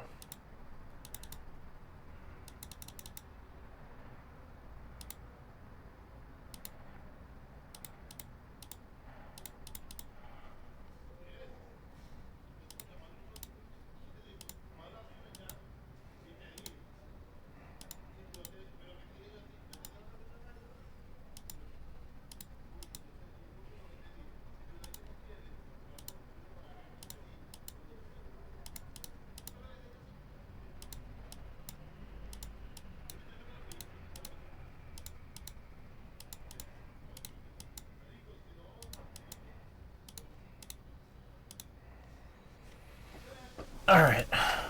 That one actually not that bad anymore. It's gone up from about $7 a couple years back to 9 this year though. Ah. That's a bummer.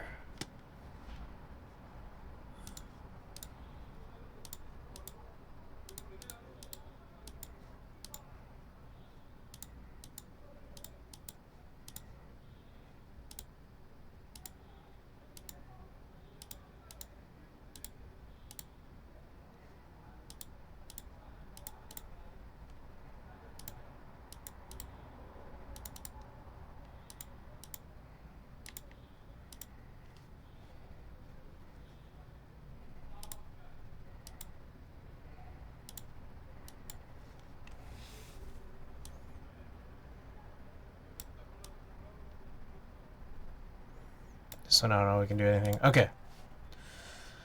Alright. I think that's all I'll do. Let's export this.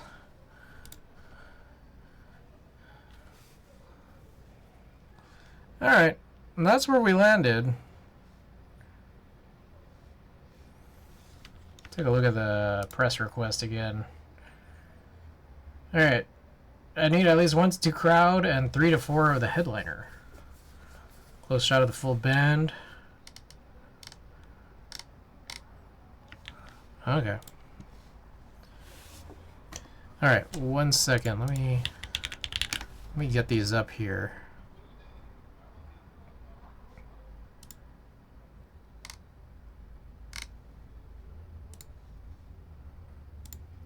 You join Darling? I think it ends. Yeah, it ends tomorrow.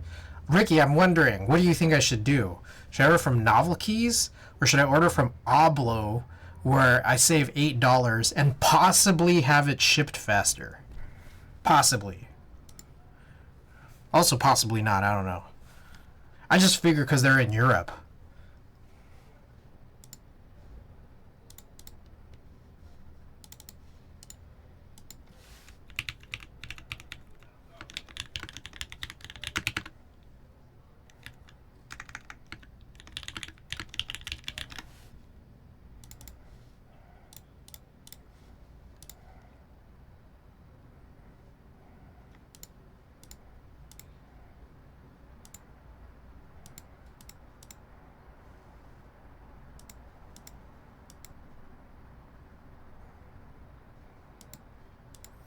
Okay.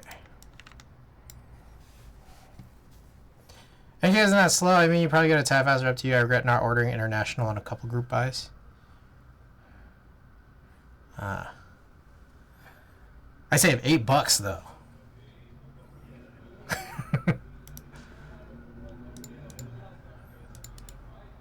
All right. So an annoying thing is, I think I forgot that this was like a kind of a requirement, but I think I'm supposed to rename all these to have my my handle.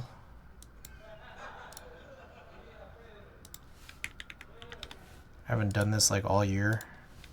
Control Alt E.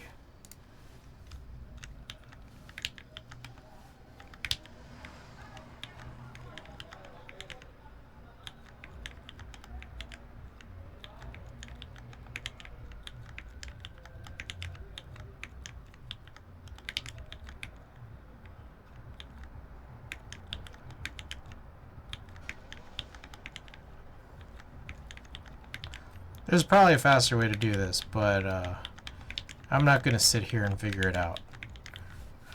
There's not that many shots anyways.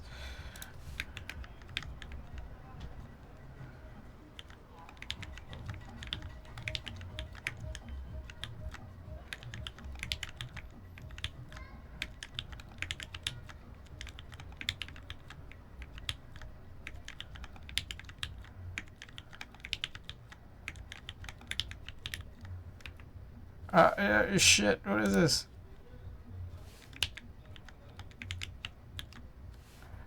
Okay. So whenever we got exit cam, oh shit, what do you have ordered from them? That's crazy. It's crazy because Kono used to show up to meetups. You know?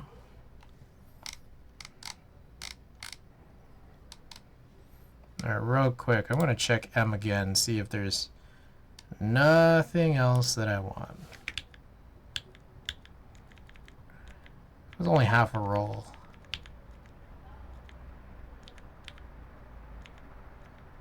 Guess not.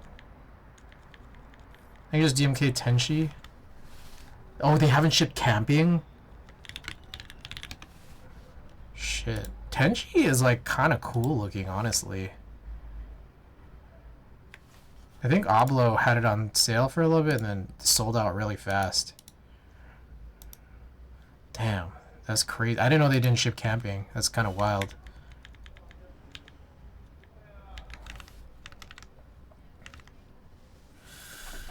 Okay, I'll just send this then.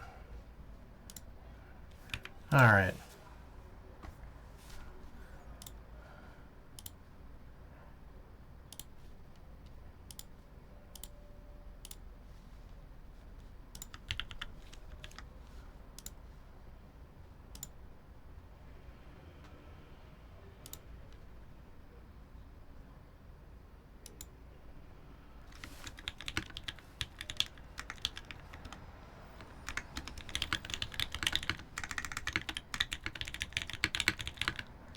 Additional Jess Glynne coverage.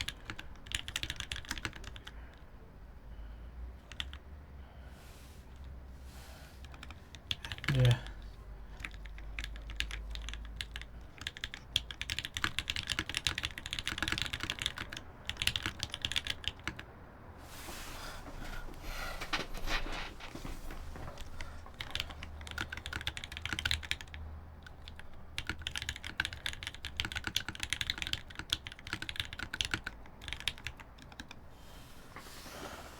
Okay.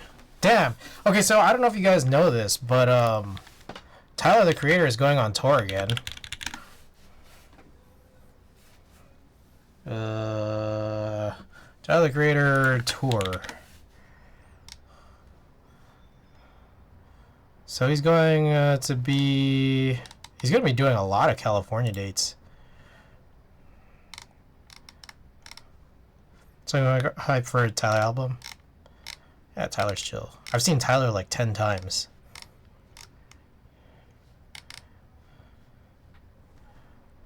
Chase Center. Where is he? That's crazy. Hold up. It's crazy because he's like moving up and down. Oh, did they... His track list and features been announced already? So he's doing Inglewood? It's like he's moving all over the place. Oh, he's doing Inglewood soon for the listening event. But let's take a look here. He's doing Sacramento, then Portland, then Seattle, then San Francisco. I thought he was doing an Oakland stop. Tyler the Creator tour. He had a website for it, right? Like the Chromacopia tour. Okay, here we go. Oh, maybe not all of them are being done through Ticketmaster or something. Crypto, Golden One, Oakland. Then he moves up to Moda Center. Goes all, like, keeps going up, and then he comes back down to San Francisco. Not official, but he did a teaser, and people heard Daniel Caesar and Frank Ocean on it. Ah.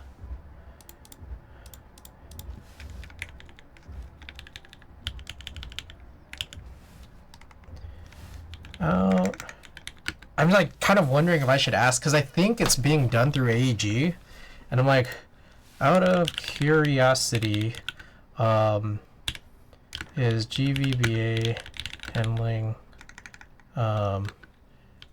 shoots or guest lists for either of the Bay Area Tyler the Creator events in February, March?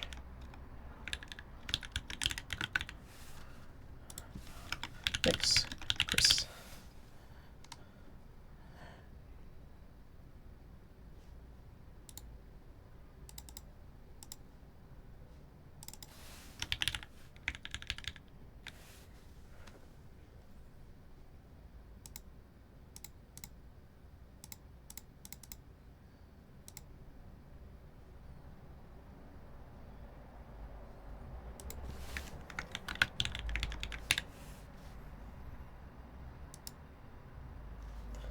Okay. Sweet. All right. I'm done with my coverage. Okay, Savior. So while we're here, let's take a look at what we got. Oh yeah, I was able to work on this. This one looked really fucked up for a long while, and I was able to get it to be something. The next couple, not so much. But I was working on this for like a really long time, even though it was probably not necessary. Anyways, so a couple things. We wanted to check to see if you wanted any of these in particular more than the others, because I gotta go and figure out like how much I can get done. Like, is end of October a hard deadline? Because I think I gotta figure out how to carve out the time.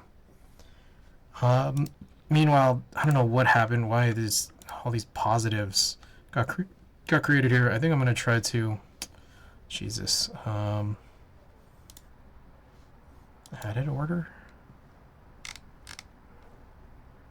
That's not a hard deadline. Okay, because I'm gonna be gone for a couple. Like I'm not gonna be streaming, so I think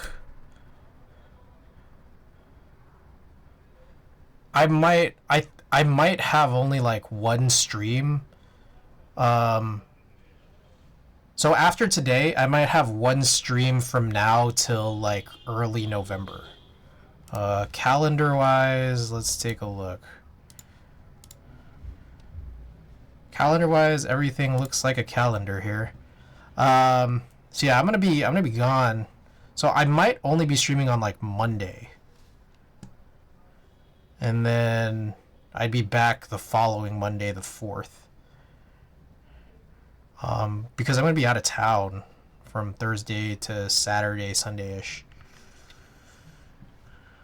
But okay, I will see how much I can get done. Should I want to do it by the 6th? Okay. Alright. Sweet. Okay, again, trying to figure out what the fuck happened here. Added order?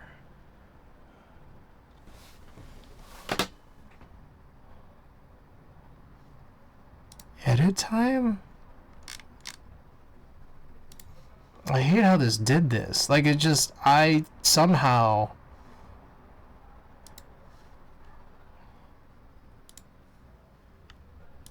Okay, let me just try to, I'm going to try to delete these positives that randomly got added here.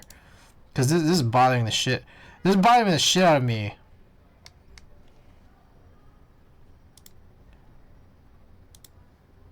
I just gotta make sure that I select the right ones. Because not all of them are like... Those first two weren't alternating.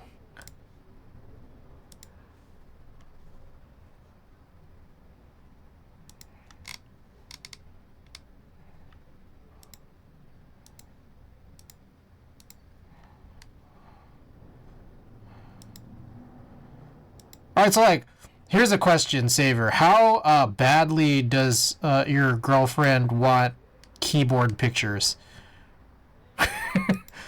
Like, could I hold those off?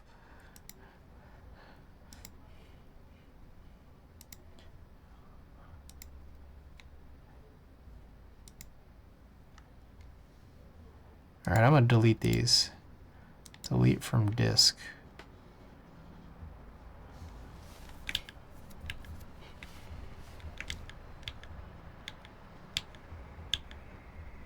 Yeah, you can hold on the keyboard. Okay, okay, that helps. That helps. Let me just make sure they're all here now.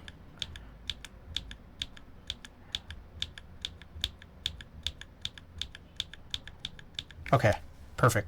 Okay, so just real quick, I want to show you a few things. One is you had some, like you had a roll that looked like it only had 32 pictures on it. There was a bunch of blank space. Meanwhile, you also had a roll that had like, it didn't start till frame 8. And then it also, yeah, I mean, you had some that like ended early. Let me see if I can find any more. I mean, I think that 32 That 32 one and just ended super early. A lot of them like didn't even hit 36 frames. Just letting you know. Okay. So, with that said, given everything, I'm going to try to find... Yeah, I see this is a beach one. One of the things I want to check is, like, whichever ones you're at the 626 night market for, those ended up being super, super gritty. So let me look for them again. Yeah, this one. Sorry, this one I thought, like, when I was looking at the negatives, I was like, is that donuts? But whatever this one was, this one ended up being super gritty, I believe. Donuts. And the negatives, I was like, oh, that's a box of 12 somethings. Okay, as far as I could tell, 66 Night Market is on some asphalt. See, I don't know how this got all dusty. Again, could have been me. I don't know. It's just hard to tell because I don't know how it was that this one was so much sandier than all the other ones. And then, like, when I did the next batch of 5, like, the 626 Night Market one, because I think you might have done 2 rolls there, right? If I'm not mistaken. Oh, here was another one that, like, this one didn't necessarily end early, but you just took a lot of pictures of nothing, which, as we saw on the other roll, we could probably figure out how to get this one to work. Some of these shots here. But then they still end up just looking like this. You know? Mostly nothing, still.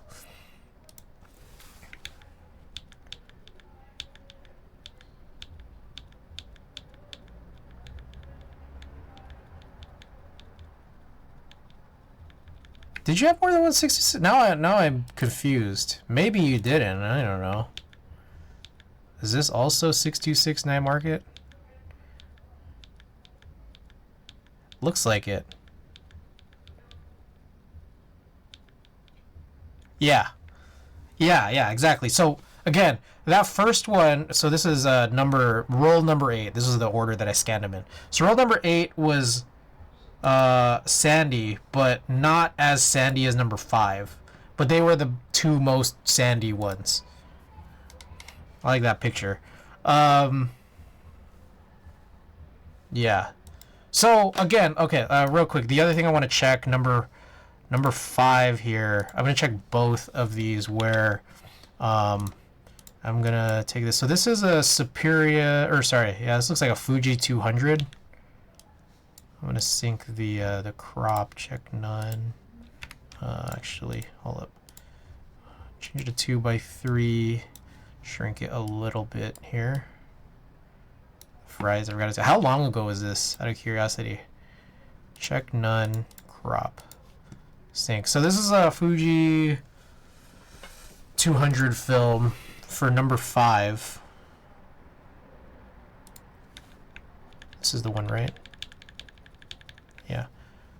Meanwhile, number 8 was not. This was a Fuji 400. And was this 2 different days? 2 different night market days, or was this the same day? Same day, I see. How long before or after was this compared to the beach? I'm just really trying to get down to really understanding where the grittiness came from, because I really want to know if it was from my gloves. Okay, it was way after. So there's no chance that you had these rolls of film that you just didn't use from before or after the beach or something? No. No, for sure I didn't. Okay. Yeah, I don't know. I have no explanation. My guess then is decently more likely that it came from my own gloves and not from you. But it's weird. It's just so hard to know. And I already threw those gloves away.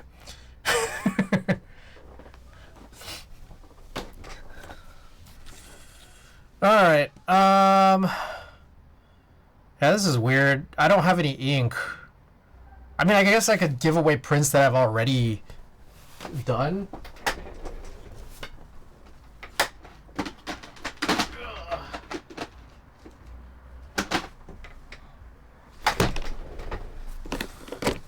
Alright, let me also get marbles open. Let's see what I got here.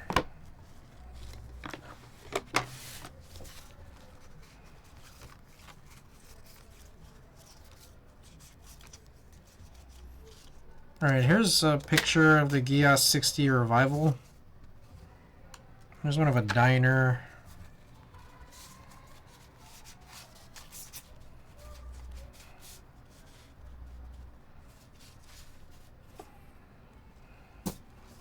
There's one of, fuck, I read his name. Shada Spence.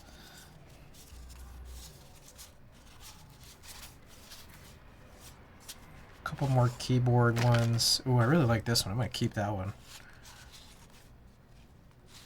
So I'm just looking at my photos now. Trying to figure out what I would want to put up for giveaway until I get some new ink, which will probably be next weekish.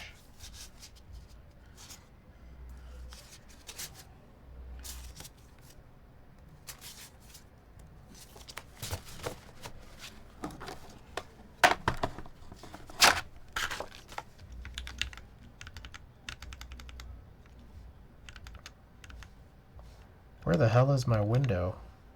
I'll invest in a printer, but fuck man, it's so expensive. You don't have to get one as expensive as I did. Because for the past year, I've only been doing 4x6s. This is a whole ass printer for things you're supposed to do in like 17 by 22. So, like I think Ricky has suggested like some of the models, like the Canon Pro models that are not as high model number, that are probably way more than sufficient for what it is that I'm doing here. You also probably just get a really cheap printer and it's probably still going to be pretty lit. Honestly. Alright.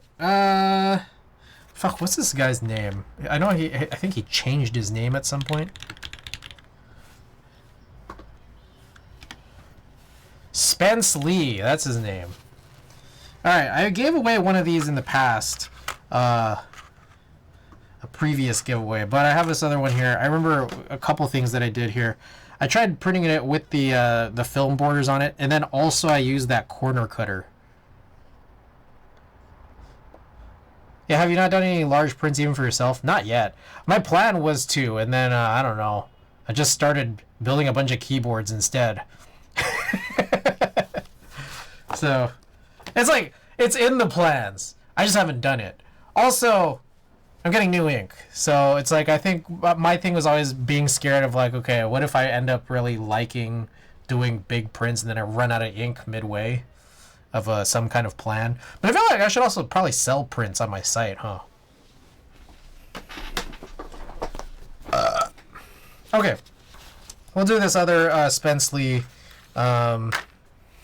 print here, and we'll do a random sticker from my junk drawer and a random stream sticker as well. You guys cool with that?